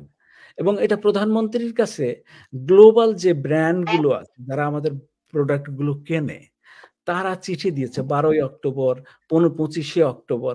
তারা বলেছে 3টা জিনিস করবেন না। একটা হচ্ছে শ্রমিকের উপর দমন পীড়ন করবেন না, আরেকটা হচ্ছে ওই মজুরিটা এমনভাবে নির্ধারণ করবেন যাতে ও বাজারের সাথে কোনো রকম সঙ্গতি রেখে বেঁচে থাকতে পারে, আর ওই মজুরি নির্ধারণ প্রক্রিয়ার মধ্যে আপনাকে ওর কথাটা বলতে দেবেন। কিন্তু 40 লক্ষ শ্রমিকের ভাষা কেড়ে নিল তারা। এই ভাষা কিন্তু 52 সালেও আমাদের কাছ থেকে কেড়ে নিতে চেয়েছিল, রাইট? তো আপনি তাহলে 40 লক্ষ শ্রমিকের এজেন্সি, তার যে এজেন্সি আছে সেটা স্বীকার করেন না, তার যে সেলফ ডিটারমিনেশন রাইটস আছে সেটা আপনি স্বীকার করেন না।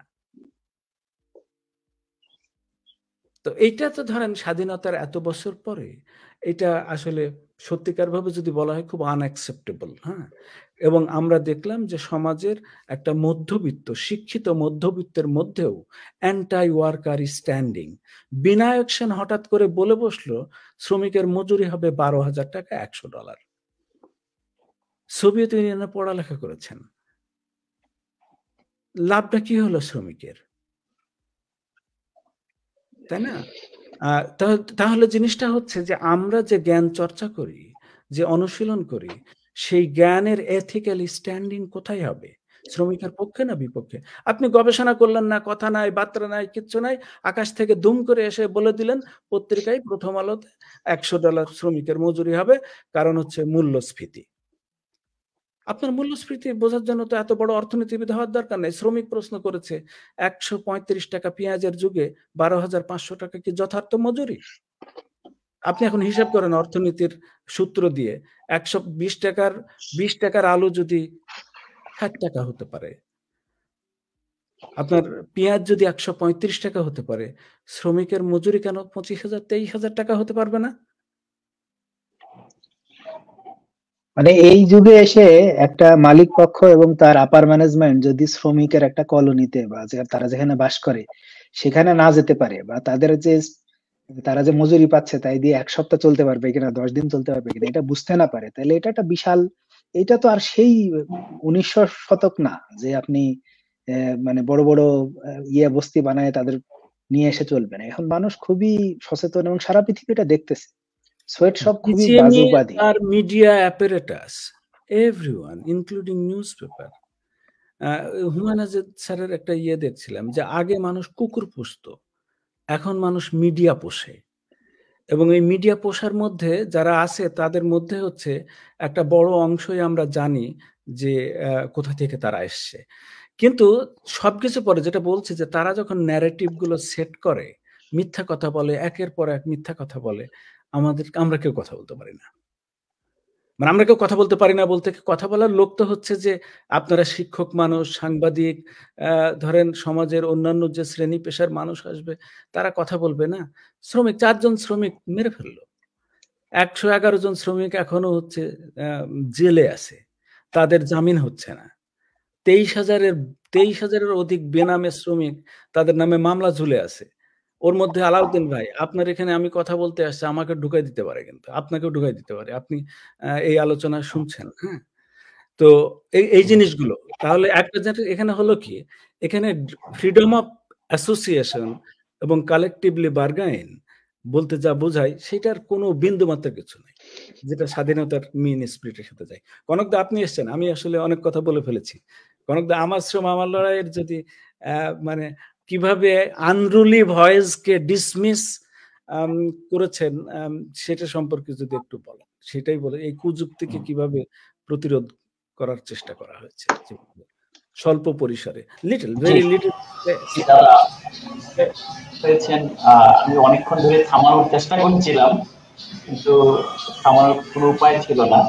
এই কথাগুলো বলছিলেন, এটা খুবই সেন্সিটিভ এবং আর্গুমেন্টেটিভ, এটা সিকোয়েন্সের দিকে যাওয়ার আর কোনো থামানোর উপায় নেই।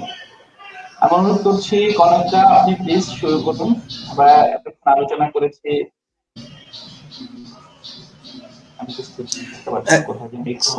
জি, প্রথমত ধন্যবাদ আলাউদ্দিন ভাই আপনাদের এই আয়োজনের জন্য। আমি প্রথমে ক্ষমা চেয়ে নিচ্ছি, আসলে আজকের আয়োজনে আপনি একটু হোল্ড করেন কনকদা। সেটা হচ্ছে কোনো একটা জায়গায় কারোর ব্যাকগ্রাউন্ডে কোনো একটা প্রোগ্রাম চালু আছে, গান বা মিউজিক এই জাতীয় কিছু হচ্ছে। হ্যাঁ, নাও ইউ ক্যান গো। এখন ঠিক আছে কনকদা, হ্যাঁ এখন আপনি যেতে পারেন। হ্যাঁ, আচ্ছা, আমার এখান থেকে যাচ্ছে, কারণ আমার বাসার পাশেই একটা অনুষ্ঠান চলতেছে আর কি, ওই সাউন্ডটা মেবি যাচ্ছে আর কি। হ্যাঁ, সেটা যেহেতু আমি এখান থেকে বন্ধ করার সুযোগ নেই, এটা কয়েকদিন থেকেই চলছে, তো সেটিও আসলে এক ধরনের কি বলবো যে সেটি নিয়েও কয়েক সেকেন্ড একটু বলি যে বিজয় দিবস আমরা উদযাপন করি, কিংবা বিভিন্ন দিবসগুলো উদযাপনের ক্ষেত্রেও আমরা এক ধরনের বৈচিত্র্য চলে এসছে আমাদের এখানে। ধরেন এখানে নাচা গানা কয়েকদিন থেকে চলছে বিজয় দিবসের সামনে রেখে, কিন্তু বিজয়ের মর্মার্থ আসলে আদৌ তাদের ভিতর আছে কিনা, বা আসলে তারা এটা ফিল করে কিনা যে এই যে 16ই ডিসেম্বরকে কেন্দ্র করে তারা যে উৎসব করতেছে, সেই 16ই ডিসেম্বর আসলে কি, সেটা কত রক্তের বিনিময়ে, কত মানুষের জীবনের বিনিময়ে সেই যে অর্জন, সেটির জন্য আসলে তারা কত, তাদের কি দায়। যাই হোক, সে মানে অনেক লম্বা গল্প আর কি। তো আমি আসলে প্রথমে ক্ষমা চেয়ে নিচ্ছি যে একদমই সময় মতো একটু বাইরে ছিলাম, এটা উচিত ছিল আমার আসলে এই সময়টাকে মেনটেন করা। আর দ্বিতীয়ত হলো যে আমরা মুক্তিযুদ্ধ মানে এই যে বিজয়ের এই মাসে, ডিসেম্বর মাস, আমাদের সকল শহীদদের, তাদেরকে স্মরণ এবং শ্রদ্ধা করেই আমি আলোচনাটা শুরু করতে চাই। পাশাপাশি হলো যে আমাদের যেহেতু এখানে দুটো বিষয় আছে, বিজয় দিবস এবং শ্রমিকের মজুরি প্রসঙ্গ, ফলে সেই মজুরিকে কেন্দ্র করে যে শ্রমিকরা এই যে নিকট অতীতেই আমাদের জীবন দিল, সেই শ্রমিককেও শ্রদ্ধা করে স্মরণ করছি। তাহলে সেটা করেই আজকের খুব অল্প পরিসরে আমার শ্রম আমার লড়াই, আমরা যে জায়গা থেকে ঠিক এই সময়টাতে তো 1 মিনিটে, যদিও জাফর ভাই অনেক বিস্তারিত বলেছে, এখানে একটা দুলাল ভাই আছে, তো ওনারা একাডেমিক জায়গা থেকে অনেকগুলো, জাফর ভাই যেহেতু এটার পার্টও, আবার আমার শ্রমমালয়ের দিলার ভাই অলসো উনিও পার্ট, ফলে ওনারা বলেছে এই জায়গাগুলো থেকে, আমি অত জায়গায় যাব না। তবে ছোট করে বলি যে শ্রমিকের প্রসঙ্গ নিয়ে আমরা বলছি, যে আমি একটু বলে নিই যে আমি একটু সময় ছাত্র রাজনীতির সাথে যুক্ত ছিলাম, তার পরবর্তী সময়টা আমার আসলে মূলত শ্রমিক রাজনীতি করতে আসা। একটু বলে নিই কয়েক সেকেন্ডে, যে শ্রমিক রাজনীতি করতে আসার উদ্দেশ্যটা আসলে একই, মানে একটা কারণে, বা শ্রমিকদের নিয়ে কথা বলার, সেটি হলো যে আমি মনে করি যে শ্রমিকরা হলো সমাজের মূল ভিত্তি। হ্যাঁ, ফলে শ্রমিকদের জীবন মানের যদি পরিবর্তন না ঘটে, তাহলে একটা সমাজ বা একটা জাতি আসলে এগিয়ে যাওয়া কোনোভাবেই সম্ভব না। সেই একটা বিশ্বাস থাকে, কতটুকু করতে পারা না পারা সেটা নিয়ে হয়তো অনেক ধরনের প্রশ্ন আছে। তো বলি যে শ্রমিকরা আমাদের জীবনের সাথে কিভাবে জড়িয়ে আছে, আমরা যদি ছোট্ট করে বলি যে কিভাবে জড়িয়ে আছে শ্রমিকরা আমাদের জীবনে। আমরা এমন একজন মানুষ নেই যে আমরা শ্রমিকের তার অবদান আমরা অন্য সমস্ত কিছু বাদ, এই যে আজকের যে প্রগতি বা আজকের যে সভ্যতার এগিয়ে চলা, এই সমস্ত কিছু বাদেই দিলাম আর কি। একদম একটা মানুষ জন্মের পরে কিন্তু একজন মানুষ প্রথমে তার মায়ের কোলে ওঠে না, একটা সন্তান কিন্তু মায়ের কোলে ওঠে না। একজন সন্তান কিন্তু জন্মের পরে প্রথম যার কোলে ওঠে, সে কিন্তু একজন শ্রমিকের কোলে ওঠে।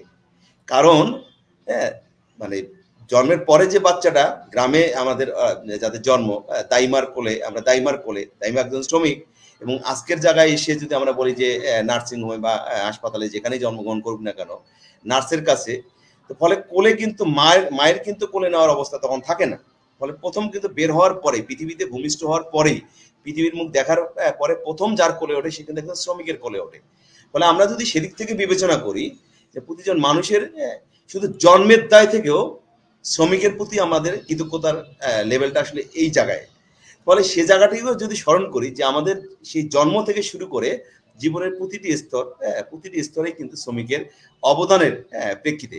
আপনি আলাউদ্দিন ভাই শুরুতে একটা কথা বলেছিলেন, আমার একটু কানে এসেছিল, সেটি হলো যে আমাদের ইয়েটা কি হয়, যে কি বলা যায়, যে আমাদের যে মানে লভ্যাংশ যুক্ত হয় শ্রমিকের, অর্থাৎ ভ্যালু অ্যাড হয়, যে ভ্যালু অ্যাডের যে বিষয়টা কিন্তু মূল জায়গাটাই আসলে শ্রমিকের। এবং দেখেন মালিকরা যে জায়গাটা মানে সেখানেই যা কি করতেছে, সমস্ত কিছু আপনি আপনার প্রফিট মার্জিন, মালিকরা সবসময় তার প্রফিট মার্জিন সর্বোচ্চ জায়গায় রাখতে চায়। এই রাখার জন্য তাদের আরো অনেক ধরনের বিজনেসের আরো যে জায়গাগুলো আছে সেই জায়গাগুলোতে ভূমিকা রাখার কথা, কিন্তু যা মানে করে কোথায়, সমস্ত কিছু সে ম্যাক্সিমাম প্রফিটকে ম্যাক্সিমাইজ করতে গিয়ে সে সবচেয়ে বড় ভূমিকা যেখানে রাখে, যে কিভাবে শ্রমিকের তার যে ন্যায্য পাওনা, মজুরি থেকে শুরু করে আদার যে পাওনাগুলো আছে, কিভাবে কমিয়ে দেয়া যায়, কত কমে রাখা যায়, যত কমে রাখা যাবে প্রফিট তত বেশি ম্যাক্সিমাইজ হবে আর কি, তত বেশি সর্বোচ্চ প্রফিট সে করতে পারবে। তো এটা করতে গিয়ে দেখেন, যেটা আমাদের প্ল্যাটফর্মের জায়গা থেকে যদি বলি, আমরা এবার মজুরি আন্দোলনের যে জায়গাটা দেখলাম, মজুরি আন্দোলনের ক্ষেত্রে আমরা দেখলাম যে এর আগেও ঘটেছে, আমরা এবার খুবই ক্লোজার ছিলাম আমাদের এই প্ল্যাটফর্মের জায়গা থেকে, খুবই ক্লোজ থাকার কারণে আমরা যেটা উপলব্ধি করলাম, দেখেন তারা সব জায়গা থেকে প্রতিবারের মতো এবারও কিন্তু সেই যুক্তিতর্কগুলো নিয়ে আসলো আর কি। এবং তারা যুক্তিতর্ক, মালিকরা যুক্তিতর্ক দিচ্ছে তো দিচ্ছেই মালিকের হয়ে। এবার মালিকের হয়ে যে অন্যান্য আমাদের মতো শিক্ষিত জনেরা নানাভাবে, এবং এখানে যদি আপনি বলেন যে এনজিও থেকে শুরু করে আরো নানান যে তারা কিভাবে সেই জায়গাটা, জাফর ভাই একটু আগেই বলতে বিনায়ক সেনের কথা বলতেছিল, আমরা যদি সিপিডির কথা বলি, আর আরো এইরকম অনেক প্রতিষ্ঠান, তারা কিভাবে সবাই মিলে, মিডিয়া থেকে শুরু করে সবাই মিলে কিভাবে এখানে অ্যাক্টিভ ভূমিকা পালন করা। কারণ আমরা আসলে এই জায়গাটা থেকে, আমরা আন্দোলনের কোনো লোক না, কিন্তু আমরা চেষ্টা করতেছিলাম আমাদের প্ল্যাটফর্মের জায়গা থেকে, সেই জায়গাটা থেকে এক ধরনের মানে সেটাকে কিভাবে তারা যে এটি মিথ্যাচার করতেছে, তারা যে এটি ঠিক করছে না, তারা যে এটি ভুল করছে, সেই জায়গাগুলোকে ধরিয়ে দেওয়ার। আপনার যখন সিপিডি যখন মজুরির বিষয়ে, যখন শ্রমিক পক্ষ এবং মালিক পক্ষ যখন মজুরি উত্থাপন করলো, আমরা 2018তেও দেখেছি, ঠিক যখন মজুরি উত্থাপন করলো মজুরি বোর্ডে, ঠিক তার পরে সিপিডি সে একটা গবেষণা নিয়ে হাজির হয়ে গেল। এবারও আমরা তাই দেখলাম, ওনারা বললো যে 17,558 টাকার একটা গবেষণাপত্র নিয়ে হাজির হলো। এবং খুব অদ্ভুতভাবে সেখানে, এখানে নিশ্চয়ই দেলোয়ার ভাই হয়তো বলেছে বা জাফর ভাই ইতিমধ্যে হয়তো বলেছে, কি অদ্ভুতভাবে সেখানে আমি যদি একটা পয়েন্ট উল্লেখ করবো, যে মজুরিকে কিভাবে তারা অন্য সমস্ত বিষয়, আমি গবেষক না ফলে ওই দৃষ্টিকোণ থেকে বলবো না, খুব সিম্পলি যদি বলি যে মজুরিটাকে তারা দুইজনের ইনকাম দিয়ে ভাগ করে দিল আর কি। অর্থাৎ একটা পরিবারে ধরেই নিল যে দুইজন সেখানে আয় করবে এবং মজুরি তার যত হওয়া উচিত, অর্থাৎ তারা নিজেরাও বললো যে মজুরি হওয়া উচিত 35,000 টাকা, কিন্তু তারা দুইজন দিয়ে ভাগ করে দিল যে এটা অর্ধেক, কারণ ওই পরিবারে তো দুইজন ইনকাম করে। খুব অদ্ভুত রকমের যুক্তি যে দুইজন ইনকাম করে বলে তার মজুরি অর্ধেক, সে অর্ধেক মজুরি পাবে। তাহলে ঠিক আছে, এখন যদি এটা পাল্টা এটা বলা যায় যে ওই পরিবারে আমার দুইজন ইনকাম করার দরকার নেই, আমরা একজন করবো, একজন হলো পরিবারের সময় দেবো, তাহলে আমাকে এখন 35,000 টাকা মজুরি দেবে।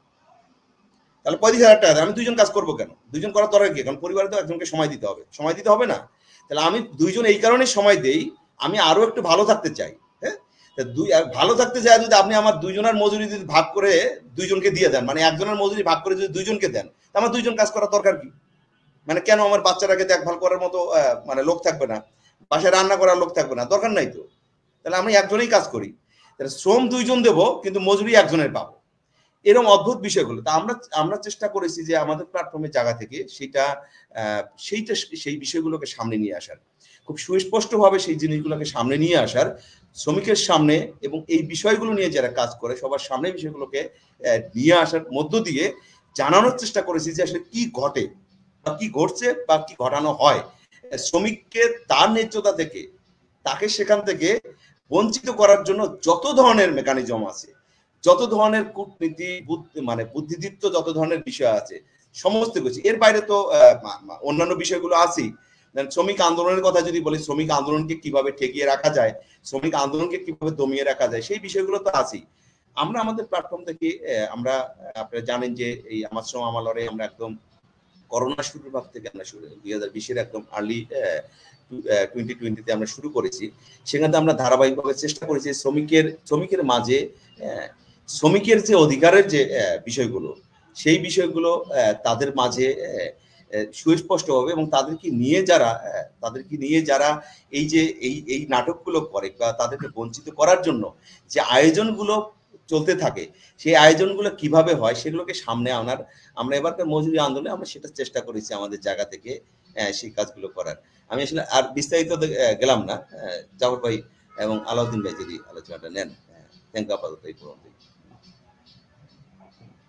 ধন্যবাদ কনকদা, আপনি খুব অল্প সময়ে আমার মনে হয় একটা সামারি দাঁড় করে দিয়েছেন পুরো আলোচনার। আমরা হয়তো বা কত সময় কন্টিনিউ করতে পারি? 10 মিনিট?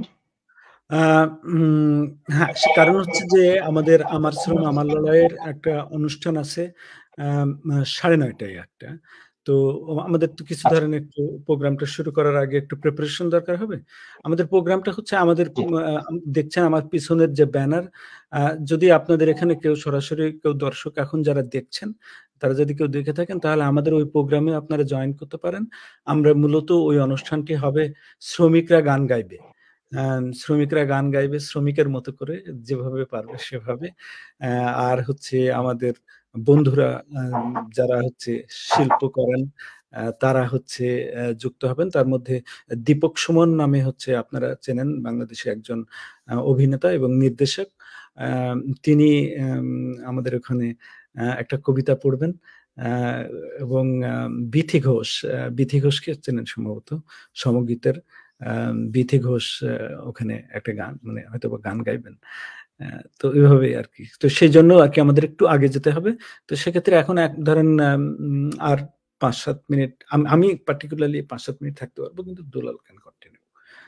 কনকদা হয়তো বা কনকদার আমাকে অ্যাটলিস্ট যেতে হবে আর কি। আমি যদি মিউট হয়ে আছেন। আমাদের ফেসবুকে একটা প্রশ্ন আছে, জি প্লিজ। আমি আর 1 মিনিট একটা মানে পয়েন্ট। আচ্ছা, ফেসবুকে প্রশ্ন আছে, আমরা তো প্রশ্ন নিয়ে আসলে একদমই ইয়ে করি নাই, দর্শকদের একটু গুরুত্ব দেওয়া। প্রশ্ন কানেক্টেড, যেমন এটার সাথে আমি একটু সম্পূর্ণ করে একটু যদি উপস্থাপন করি জিনিসটা, আমরা শ্রমিকদের বেতন চাপিয়ে দেওয়ার জন্য যতটা নেগোশিয়েট করি রাষ্ট্রীয় লেভেলে, আমরা কি আসলে আমাদের দেশ থেকে যে শ্রীলঙ্কান, ইন্ডিয়ান, ইভেন পাকিস্তানি যারা এখানে মিড লেভেলে কাজ করে, টপ ম্যানেজমেন্টে কাজ করে বাংলাদেশের গার্মেন্টস ইন্ডাস্ট্রিতে, তাদের সাথে কি সেই নেগোসিয়েশনের কোনো সুযোগ আছে? নাম্বার 1, অবশ্যই সুযোগ নাই, এটা তো বাজার প্রক্রিয়া নির্ধারিত হয়। তো কিন্তু আমরা যখন নিচের দিকে যাই বটমে, তখন আসলে বাজারটাকে আমরা অন্যভাবে ম্যানিপুলেট করি। তো এটা নিয়ে আপনি বলবেন, কিন্তু আমার একটা প্রশ্ন না, আমি সামহাও মাইগ্রেশন নিয়ে কাজ করি ইন আদার লেভেল, এবং অনেক মাইগ্রেশনের সাথে যুক্ত, কিছু এনজিওর সাথে অনেকদিন ধরে যুক্ত আছি।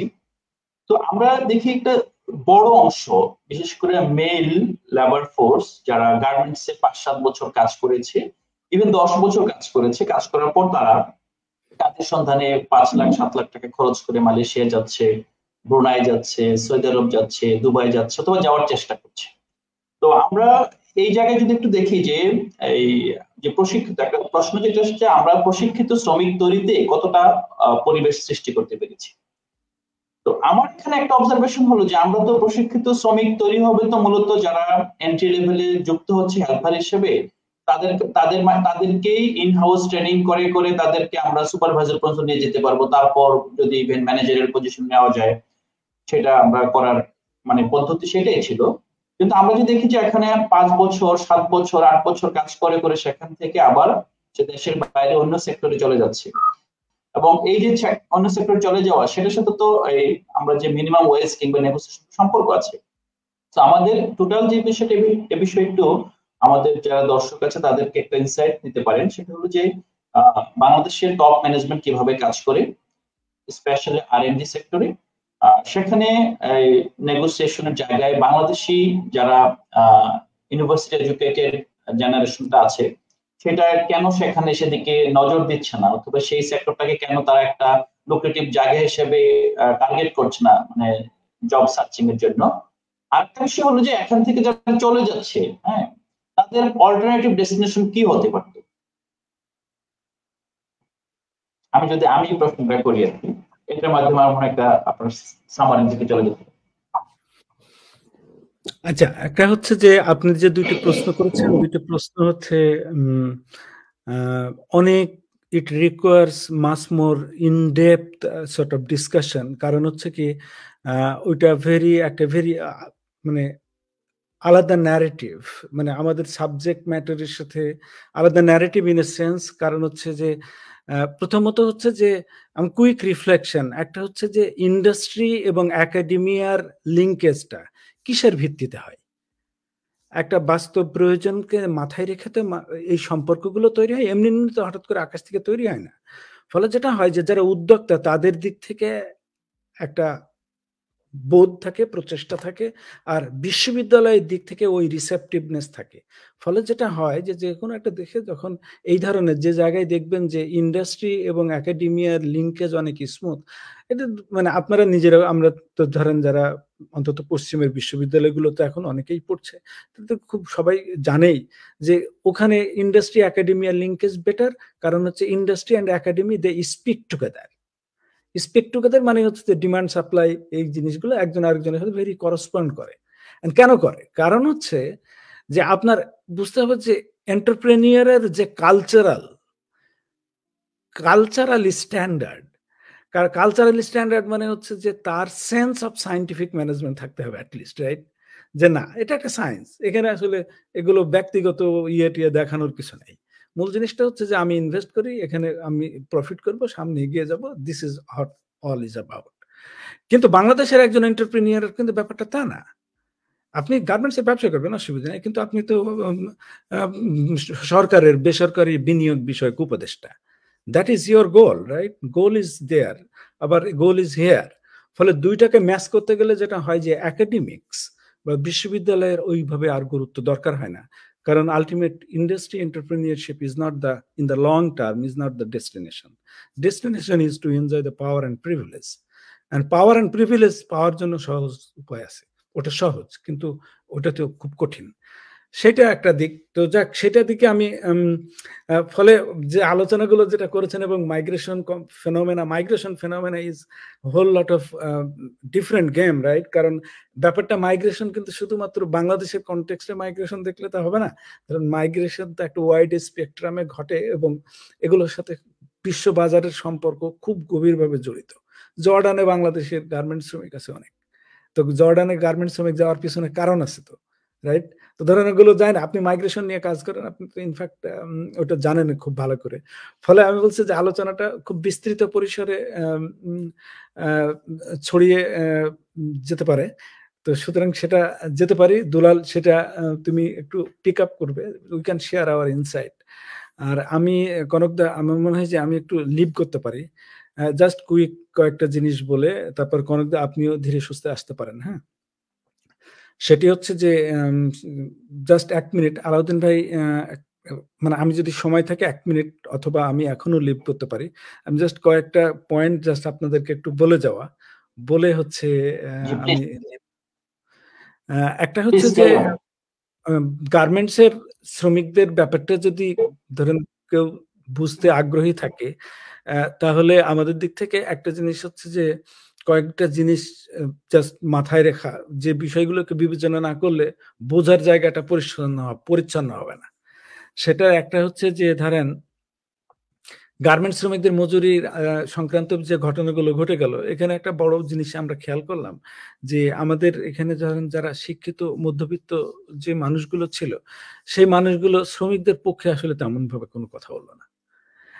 ফলে কেন বললো না, সেইটার সাথে আবার ধরেন আমাদের মালিকদের এই যে উদাসীনতা, সেইটা একটা বিরাট সম্পর্ক আছে।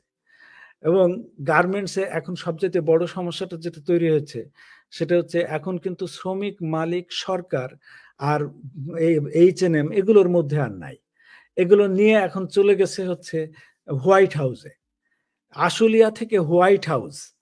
এখন আশুলিয়া থেকে হোয়াইট হাউসের এই ডাইনামিক্স এসে জিনিসটা এমন একটা কমপ্লেক্স হয়ে গেছে যে স্পষ্ট বোঝা যাচ্ছে যে শ্রমিকের শ্রম বিষয়টা ভেরি কমপ্লেক্স এবং হাইলি পলিটিক্যাল। তো সেই জন্য সেটার ক্ষেত্রে একটা সতর্কতা অবলম্বন করা আমাদের খুব জরুরি দরকার আছে। ভেরি ইন্টারেস্টিং, কারণ এইখানে মূলত মজা মারে ফজা ভাই। মজা মারে ফজা ভাই মানে হচ্ছে ব্র্যান্ড সব নিয়ে যায়।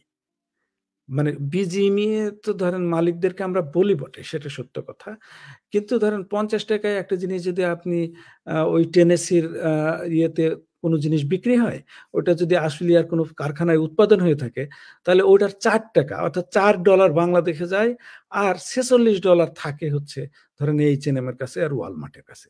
ওই $4 নিয়ে বাংলাদেশে শুরু হয়ে যায় এই সমস্ত ধরেন ঠেসাঠেসি, গোতাগুতি এগুলো। হ্যাঁ, তো সে আমি বলছি যে এই যে পুরো যে মেকানিক্সটা না, এইটা না বুঝলে আসলে পরিপূর্ণভাবে একটা ইয়ে হতে পারে, মানে প্রবলেম হতে পারে ইন এ সেন্স যে ধরেন যেমন যদি আমরা বলি যে হোয়াইট হাউস থেকে যখন বলছে যে শ্রমিকের উপরে কিছু হলে জোর জবরদস্তি করলে আমরা স্যাংশন দিয়ে দেব, এবং স্যাংশনের স্কোপ অনেক বড় করে ফেলেছে। তাহলে অ্যান্টনি ব্লিংকেন কে এবং তার ইন্টারেস্ট কি, সে কেন এখানে কথা বলতে চায় বা কথা বলছে, সে তো এমনি কথা বলছে না, রাইট? তা তো নিশ্চয়ই একটা কারণ আছে। সুতরাং কারণটা কি সেটা ধরেন বোঝা দরকার। তো সেজন্য বলছে যে ধরেন ফুল স্পেকট্রামটা যদি বোঝা যায়, আমাদের ট্রেড ইউনিয়ন আন্দোলনে নানা রকমের জটিলতা আছে, সে কারণে শ্রমিকের মজুরি আসলে যেভাবে হওয়া দরকার সেভাবে হয় না। ট্রেড ইউনিয়নও তো ধরেন ধোয়া তুলসীর পাতা না, যে সবাই খারাপ, ধোয়া তুলসীর পাতা হচ্ছে ট্রেড ইউনিয়ন। কিন্তু ট্রেড ইউনিয়নের মধ্যেও অনেক রকমের জিনিস আছে, যেটা কনকদা কিছুটা ইন্ডিকেট করবার চেষ্টা করেছিলেন। কিন্তু একটা জিনিস যেটা সবচেয়ে বড় সমস্যা, সেটা হচ্ছে যে ওভারঅল এখান থেকে তো মুক্তি দরকার। মানে একটা তো ধরেন ওয়ে ফরওয়ার্ড থাকতে হবে, স্বপ্ন থাকতে হবে না? স্বপ্ন না থাকলে মানুষ শেষ হয়ে যায় না?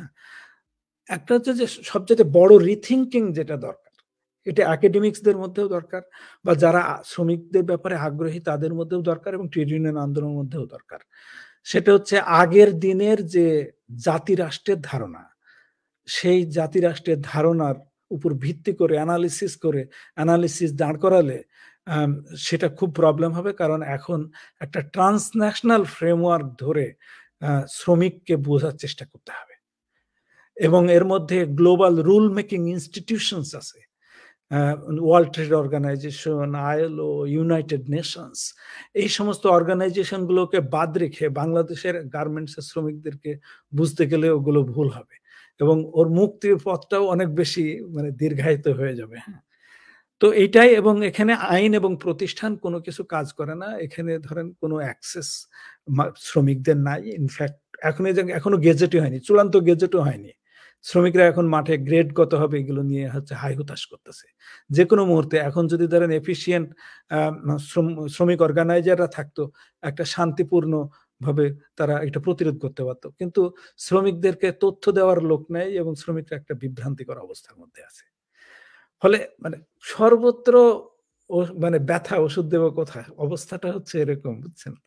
তো আশা করি যে শোনেন, মানে একটা হচ্ছে অন্ধকার যত গভীর হয় ভোরটা তত এগিয়ে আসে, সুতরাং আলো আসবেই এবং আমরা সেই ভোরের অপেক্ষায়, সেটার জন্যই আমাদের যে যা জায়গা থেকে কন্ট্রিবিউট করা। তবে ওই সমস্ত প্রশ্নগুলোর বা কোশ্চেন গুলোকে ডিল করার মধ্য দিয়ে সামগ্রিকভাবে হয়তো এই জিনিসগুলো বোঝা যাবে। আপনাদের প্রতি কৃতজ্ঞতা এবং ভালোবাসা এবং ধন্যবাদ, এবং আপনাদের যারা দর্শক দেখছে তাদেরকে, তাদের প্রতি কৃতজ্ঞতা আমাদের এই সমস্ত মানে রসকসহীন কথাবার্তা শোনার জন্য। জাফর ভাই, আপনাকে অনেক ধন্যবাদ আপনার মূল্যবান সময় দিয়ে আমাদের সাথে যুক্ত থাকার জন্য, এবং আপনার ইনসাইট গুলো আমার মনে হয় যে অনেক দূর পর্যন্ত পৌঁছাবে, যারা এই বিশেষ করে মধ্যবিত্তের কর্ণকুহরে আঘাত করবে এটা আমি বিশ্বাস করি। হ্যাঁ, কথাটা পৌঁছে যদি ভাবনা তৈরি হয় তার মধ্য দিয়ে হয়তো সবার মঙ্গল আছে। তো ঠিক আছে, ধন্যবাদ, ভালো থাকবেন। আমি তাহলে লিভ করছি। আমি একটা বিষয় একটু যোগ করতে যাচ্ছিলাম।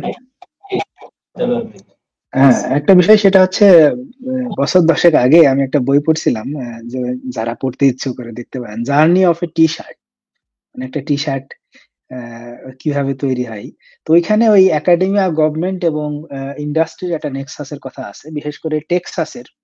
ওখানে ওই যে ইউনিভার্সিটি অফ টেক্সাস এবং অন্যান্য যে ইউনিভার্সিটি গুলো ওখানে আছে, লাবোকে, তো ওরা হচ্ছে এই তুলা নিয়ে প্রথমে তো দাস দিয়ে হতো, তারপরে ওই অন্যান্য মেশিনারি কেমনে তুলা অনেক বেশি উৎপাদন করা যায়, এবং সেই তুলা এখনো বাংলাদেশেও রপ্তানি হয়। তো ওখানে ওই ইউনিভার্সিটি যেভাবে গ্রো করছে, ওই তুলা ইন্ডাস্ট্রি সেভাবে গ্রো করছে, এবং ঠিক একইভাবে এই জিনিসগুলো ওটা খুব ভালো করে দেখানো আছে। তো প্রয়োজনীয়তাটা আসলে মানে আমি সাদা দাগে মালিক পক্ষ শ্রমিক পক্ষ আলাদা করতে চাই না। আমরা সবাই প্রগতি চাই। আমরা সবাই চাই যে এটা একটা সাস্টেইনেবল বিজনেস হোক, এটা এখন 50 বিলিয়ন থেকে 100 বিলিয়নে গ্রো করুক খুব দ্রুত, এবং আরো বেশি হোক। সেখানে শ্রমিক মর্যাদা নিয়ে বাস করুক, তার একটু, তার যে হক, যে হিস্সা, সেটা সে কিছুটা পায়, পুরোটা পাবে না, আমরা জানি। বিভিন্ন ধরনের এখানে অনেক পাওয়ার প্লে আছে। সেখানে সরকার প্রতিষ্ঠানগুলো যেমন দেখবে, তেমনি একাডেমিয়া এর সাথে যুক্ত হোক। আমরা চাই প্রত্যেকটা ইউনিভার্সিটিতে না হোক, কিছু ইউনিভার্সিটিতে, ওই এলাকার আশেপাশের ইউনিভার্সিটি গুলোতে এই ধরনের আলাদা ছোট ছোট রিসার্চ সেল থাকুক। ডিপার্টমেন্ট থাকার দরকার নেই, যেখানে শ্রমিকের দিকটা যেমন দেখবে, তেমনি কেন মিড ম্যানেজমেন্ট শ্রীলঙ্কার হবে, ইন্ডিয়ার হবে? এটা তো আমাদের জন্য এত এত লোক আমরা সারা পৃথিবীতে পাঠাচ্ছি, বিভিন্ন ইউনিভার্সিটিতে তারা ইয়ে করতেছে, এটা কোনোভাবে গ্রহণযোগ্য না। আমার মনে হয় সেই দিকে আমরা যাচ্ছি, আস্তে আস্তে যাচ্ছি। অন্যান্য বিভিন্ন কারণে হয়তো এটা বাধাগ্রস্ত হচ্ছে, কিন্তু প্রয়োজনীয়তাই তো উদ্ভাবনাজনক। তো এখানে আস্তে আস্তে এই ইন্ডাস্ট্রি যদি ভালো করে টিকে থাকতে হয়, যারা ভালো মালিক তারাও এটা অনুধাবন করবেন, যে এখানে শুধুমাত্র ভ্যালু চেইনের একেবারে লোয়ার এন্ডে খুদকুটো খেয়ে চলবে না। আমাদের একটু উপরে উঠতে হবে, আমাদের বুঝতে হবে কোথায় আমরা ইফেক্টিভলি আমাদের শ্রমিককে ব্যবহার করতে পারি, এবং সেই শ্রম একটা মর্যাদা যেমন শ্রমিককে দেবে, তেমনি সেটার ভ্যালু এডিশন বেশি হবে। সেটা আমাদের মানে ওই যে যেটা বলে গেল জাফর ভাই, যে ওয়ালমার্টই 96% নিয়ে নিবে না, সেই ধরনের মেকানিজম সারা পৃথিবীতেই হচ্ছে, আমরা তার অংশীদার হব। আমি খুবই অপটিমিস্টিক এসব ব্যাপারে। নানান দিকে পরেও আমার কাছে মনে হয় আমাদের যারা বিভিন্ন জায়গায় লেখাপড়া করতে গেছে, তারাও এর ভিতরে ইনসাইট দিবে আস্তে আস্তে। আমরাও তার অংশীদার হব, এবং সেখানে এটা একটা সম্মিলিত প্রচেষ্টা। এখানে দোষাদোষীর বিষয় না, রেষারেষি না, দোষাদোষী না, এক পক্ষ আরেক পক্ষের বিরুদ্ধে যুদ্ধ অস্ত্র এগুলো না। এখানে মূলত বুদ্ধিভিত্তিক একটা প্রবণতা থাকতে হবে। 71 সালে আমাদের স্বাধীনতা অস্ত্রের বলে আসে নাই। চায়না, আমেরিকা এবং পাকিস্তানের অ্যাক্সিসের বিপক্ষে আমাদের খুব দুর্বল ছিল, কিন্তু আমাদের সাহস, মনোবল এবং বুদ্ধি। তো আমি এই জন্যই খুবই বুদ্ধিভিত্তিক নলেজ ইকোনমির ভক্ত। আমার মনে হয় আমাদের মিড এবং আপার ম্যানেজমেন্ট সেটা যোগ হবে, এবং আমরাই খুঁজে বের করবো কিভাবে ভিসকজ যোগ করা যায়, কিভাবে পার্ট এর ভিতরে যোগ করা যায়, কিভাবে অন্যান্য বিষয়গুলো, এবং সেগুলো কিছুটা হচ্ছেও, আমি দেখতে পাই নানা দিকে হচ্ছে। আমার আশাবাদী আমি যে চাই শ্রমিক তার হিসাব কিছুটা হলে পাক, বৈষম্যর দিকে আমরা যেন সোজা দাগে হেঁটে আরেকটা ওই ধরনের পরিস্থিতি না তৈরি করি, সেটার কিছুটা নজির দেখা যাচ্ছে। কিন্তু আমাদেরকে এই নিয়ে সরব থাকতে হবে, কথা বলতে হবে, এবং সেই কথাগুলো হচ্ছে এই ধরনের প্ল্যাটফর্ম বাংলাদেশকে স্টাডি করতেছে মানেই হচ্ছে সেই প্রবণতা, সেই আকাঙ্ক্ষা যে আমাদের ভিতরে ওই চাহিদাটা আছে এবং আমরা সেখানে যেতে পারবো সবাইকে নিয়েই। সেই আকাঙ্ক্ষা রেখে আমি আমার এখানকার শেষ করছি। থ্যাংক ইউ আলাউদ্দিন ভাই। থ্যাংক ইউ দেলোয়ার ভাই। আমি আসলে আর কথা বাড়াতে চাই না, আমরা শেষ করব কনক বর্মনের দিয়ে কথা দিয়ে। কনক দা, আপনি একটু এখনো তো আমাদের, আপনি কি আছেন, লাইনে আছেন? কনক দা কি শুনতে পাচ্ছেন? আচ্ছা, ওখানে মনে হয় কোনো টেকনিক্যাল আছে। তো দেলোয়ার ভাই, আপনাকে অসংখ্য ধন্যবাদ। কনক দা সচল হয়েছেন। তো কনক দাকে আমি অনুরোধ করব যে বাংলাদেশে মানে আমাদের মেইন কনসার্নটা হলো যে মেইন স্ট্রিমের সাথে কিভাবে আপনাদের লড়াইটাকে যুক্ত করা যায়, সেক্ষেত্রে আপনি কিছু ইনসাইট দিয়ে এটা শেষ করবেন। এবং আমি বিদায় নিচ্ছি, আমি আর কথা বলবো না, অনেক কথা বলেছি। কনক দা এটাকে একটা সাম আপ করে শেষ করে দিবে।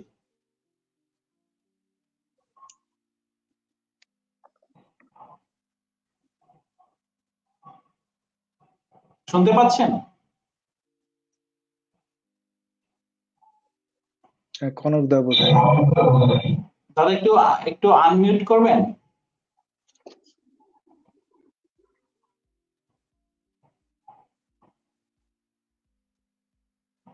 আমরা কি অপেক্ষা করবো ওনার জন্য? শেষ করে দিতে পারি, মানে যদি যোগ না হতে পারে সেক্ষেত্রে মনে হচ্ছে এটা টেকনিক্যাল, মানে ইন্টারনেট জনিত সমস্যা হতে পারে। জি জি, আর চারপাশে আসলে আমারও বাসার পাশে নয়েজ। আমি একটু যেহেতু কনকদা একটু চলে গিয়েছে লাইন থেকে, আমি একটু শেষ কথাটা বলি। সেটা হলো যে বাংলাদেশ স্টাডি ফোরামের আজকের উদ্যোগ যেটা ছিল, আমরা মূলত চেষ্টা করেছি যে কিছু ফান্ডামেন্টাল বিষয়, যে বিষয়গুলো নিয়ে আমরা আমাদের মেইন স্ট্রিমে কথা বলি না, আসলে খুবই স্মার্টনেস বলে মনে হয় না। আমরা টেক নিয়ে কথা বলতে বেশি পছন্দ করি, পলিটিক্স নিয়ে কথা বলতে পছন্দ করি, ইউএস কি করছে, পিটার হাস বাংলাদেশে এখন একটা বড় ফিগার হয়ে দাঁড়িয়েছে। কিন্তু অ্যাকচুয়ালি আমরা যেই আমাদের চিন্তার মধ্যে যে ভুলটা, আসলে এই ভুলটা হলো যে আমরা আমাদের যে ভিত্তির জায়গাটা নিয়ে আমরা আসলে কেউ কথা বলছি না। তো যদি ভিত্তি স্ট্রং না হয় তাহলে কিন্তু স্বাভাবিকভাবেই আমরা বাকি বিষয়গুলোকে মানে স্ট্রং করতে পারবো না। তো বাংলাদেশের যে গার্মেন্ট সেক্টর যেহেতু আমাদের এক্সপোর্ট আর্নিং এর একটা বড় অংশ সেখান থেকে আসে, কিন্তু গার্মেন্ট সেক্টরে কিন্তু সীমাবদ্ধ না। আমরা মূলত আমাদের জাহাজ ভাঙ্গা শিল্প আছে, আমাদের টেক্সটাইল আছে, আমাদের প্লাস্টিক রিসাইকেল ইন্ডাস্ট্রি আছে যেখানে শ্রমিকরা কাজ করছে, সেখানেও লড়াইটা আছে। কিন্তু আমরা মূলত গার্মেন্ট সেক্টরের মাধ্যমে আমরা বাকিদেরকেও আমরা একরকম রিপ্রেজেন্ট করছি আর কি। তো সেটা নিয়ে আমাদের আলোচনার মূল উদ্দেশ্যটাই ছিল যে আমাদের সোশ্যাল ডিসকোর্সে বিষয়টাকে নিয়ে আসা। নিয়ে আসলে ধীরে ধীরে এটা, যেমন কনকদা লাইনে আসছেন, আমি আশা করছি উনিও বলবেন। তো আমরা সিপিডি, বিলস এবং আরো কিছু এনজিও আছে, আমরা দেখি যে সবার মধ্যে একটা কানেকশন আছে এবং কানেকশনটা রিইটারেট করে একই জিনিস, জাস্ট ইকো করে করে দিয়ে এটা পাস করে নিয়ে যায়। এটা অপ্রিয় হলো সত্য, এটা আসলে মানতে হবে। এটা না মেনে, যেমন বিনায়ক সিং প্রসঙ্গটা যখন নিয়ে আসলেন, এটা খুব দুঃখজনক যে আমরা একটা ইনসেন্সিবল সোসাইটিতে পরিণত হচ্ছি। তো সেই জায়গায় আমাদের মূল কাজটা হলো প্রথম এটাকে এঙ্গেজ করা, এটাকে কানেক্ট করা, যে না আমরা যে আছি, আমরা টিকে আছি, যাদের মাধ্যমে তাদেরকে আমাদের মনে রাখতে হবে। তো সে মনে রাখার প্রচেষ্টা হিসেবে আজকে আমাদের বিদেশ থেকে উদ্যোগটা ছিল। তো আমি কনকদা যেহেতু লাইনে আসছেন, কনকদাকে অনুরোধ করবো যে আপনি প্লিজ 2 মিনিট সময়ের ভিতরে আপনাদের এই স্ট্রাগলের সাথে কিভাবে মধ্যবিত্ত এবং মেইনস্ট্রিমকে যুক্ত করতে চান, হ্যাঁ, আমরা কিভাবে আরো প্রগতির সাথে, অথবা বলি যদি আমরা প্রোঅ্যাক্টিভলি এগিয়ে আসতে পারি, সেই জায়গাটা কিভাবে, কি প্রত্যাশা আপনার, তো সেই জায়গাটা রেখে আমরা আজকে আলোচনাটা শেষ করব। ধন্যবাদ। কনক বর্মন, প্লিজ। জি, ধন্যবাদ আলাউদ্দিন ভাই আবারও সুযোগ দেওয়ার জন্য। সরি, আমার লাইনটা খুব ডিস্টার্ব করছে। তো একদম শেষটায় যেহেতু অনেক বেশি কথা বলবো না, শুধু বলি যে দেখেন, দেলোয়ার ভাই যেটা বলছিল যে আপনি ইন্ডাস্ট্রিকে যদি সাস্টেইন করতে হয়, মানে ইন্ডাস্ট্রির একটা গুরুত্বপূর্ণ কম্পোনেন্ট তো শ্রমিক। ফলে আপনি শ্রমিকের তার মর্যাদার জায়গা আসলে সেই জায়গাটা ঠিক না রেখে আমরা তো উৎপাদনশীলতার কথা বলি, হ্যাঁ, একটা প্রতিষ্ঠানের ক্ষেত্রে, শিল্প প্রতিষ্ঠানের ক্ষেত্রে উৎপাদনশীলতা একটা গুরুত্বপূর্ণ বিষয়। ফলে আপনি উৎপাদনশীলতা উপর নির্ভর করে আপনি যে কস্ট, অর্থাৎ কস্ট মিনিমাইজ করার ক্ষেত্রে উৎপাদনশীলতা একটা গুরুত্বপূর্ণ ফ্যাক্টর। ফলে সেটি যদি করতে হয় শ্রমিকের উৎপাদনশীলতা, সেটি আমরা যদিও জানি এটা যে অনেক দেশের থেকেও আমাদের শ্রমিকদের উৎপাদনশীলতা অনেক বেশি, আমাদের পোশাককারী শ্রমিকদের কথা বলি। ফলে সেই উৎপাদনশীলতাকে যদি ধরে রাখতে হয়, ঠিক রাখতে হয়, তাহলে সেই শ্রমিক তার জীবন জীবিকা কিভাবে চলবে, কতটা মানসম্মত চলবে একজন মানুষ হিসেবে, এবং একজন শ্রমিক, প্রথমত সে একজন মানুষ, দ্বিতীয়ত সে একজন শ্রমিক। ফলে দুটি জায়গা কিভাবে রক্ষা করে প্রফিটকে ম্যাক্সিমাইজ করবে, তো সর্বোচ্চ করবে মালিকরা, সেটি করার আরো অনেক রাস্তা আছে। ফলে সেটি শ্রমিকের পাওনাটি দিয়েও কিন্তু করা যায়। এই ভাবনাগুলোর জায়গায় এসে যখন আমরা বলছি যে এই দায়িত্বটা কিন্তু এখনো মালিকরা যেমন এটি করছে, হ্যাঁ ঠিক আছে, কিন্তু এখন দায়িত্ব সকলের আছে নাকি? এই শ্রমিকের তার মানে তার দ্বারা গঠিত অর্থনীতি, তার শ্রমে গঠিত অর্থনীতি, সেই অর্থনীতির ভাগ আমরা তো উপভোগ করছি, এই সমাজের প্রতিটি মানুষের এনজয় করছি। আমরা এনজয় যখন করছি তাহলে তাদের প্রতি আমার দায়ও আছে।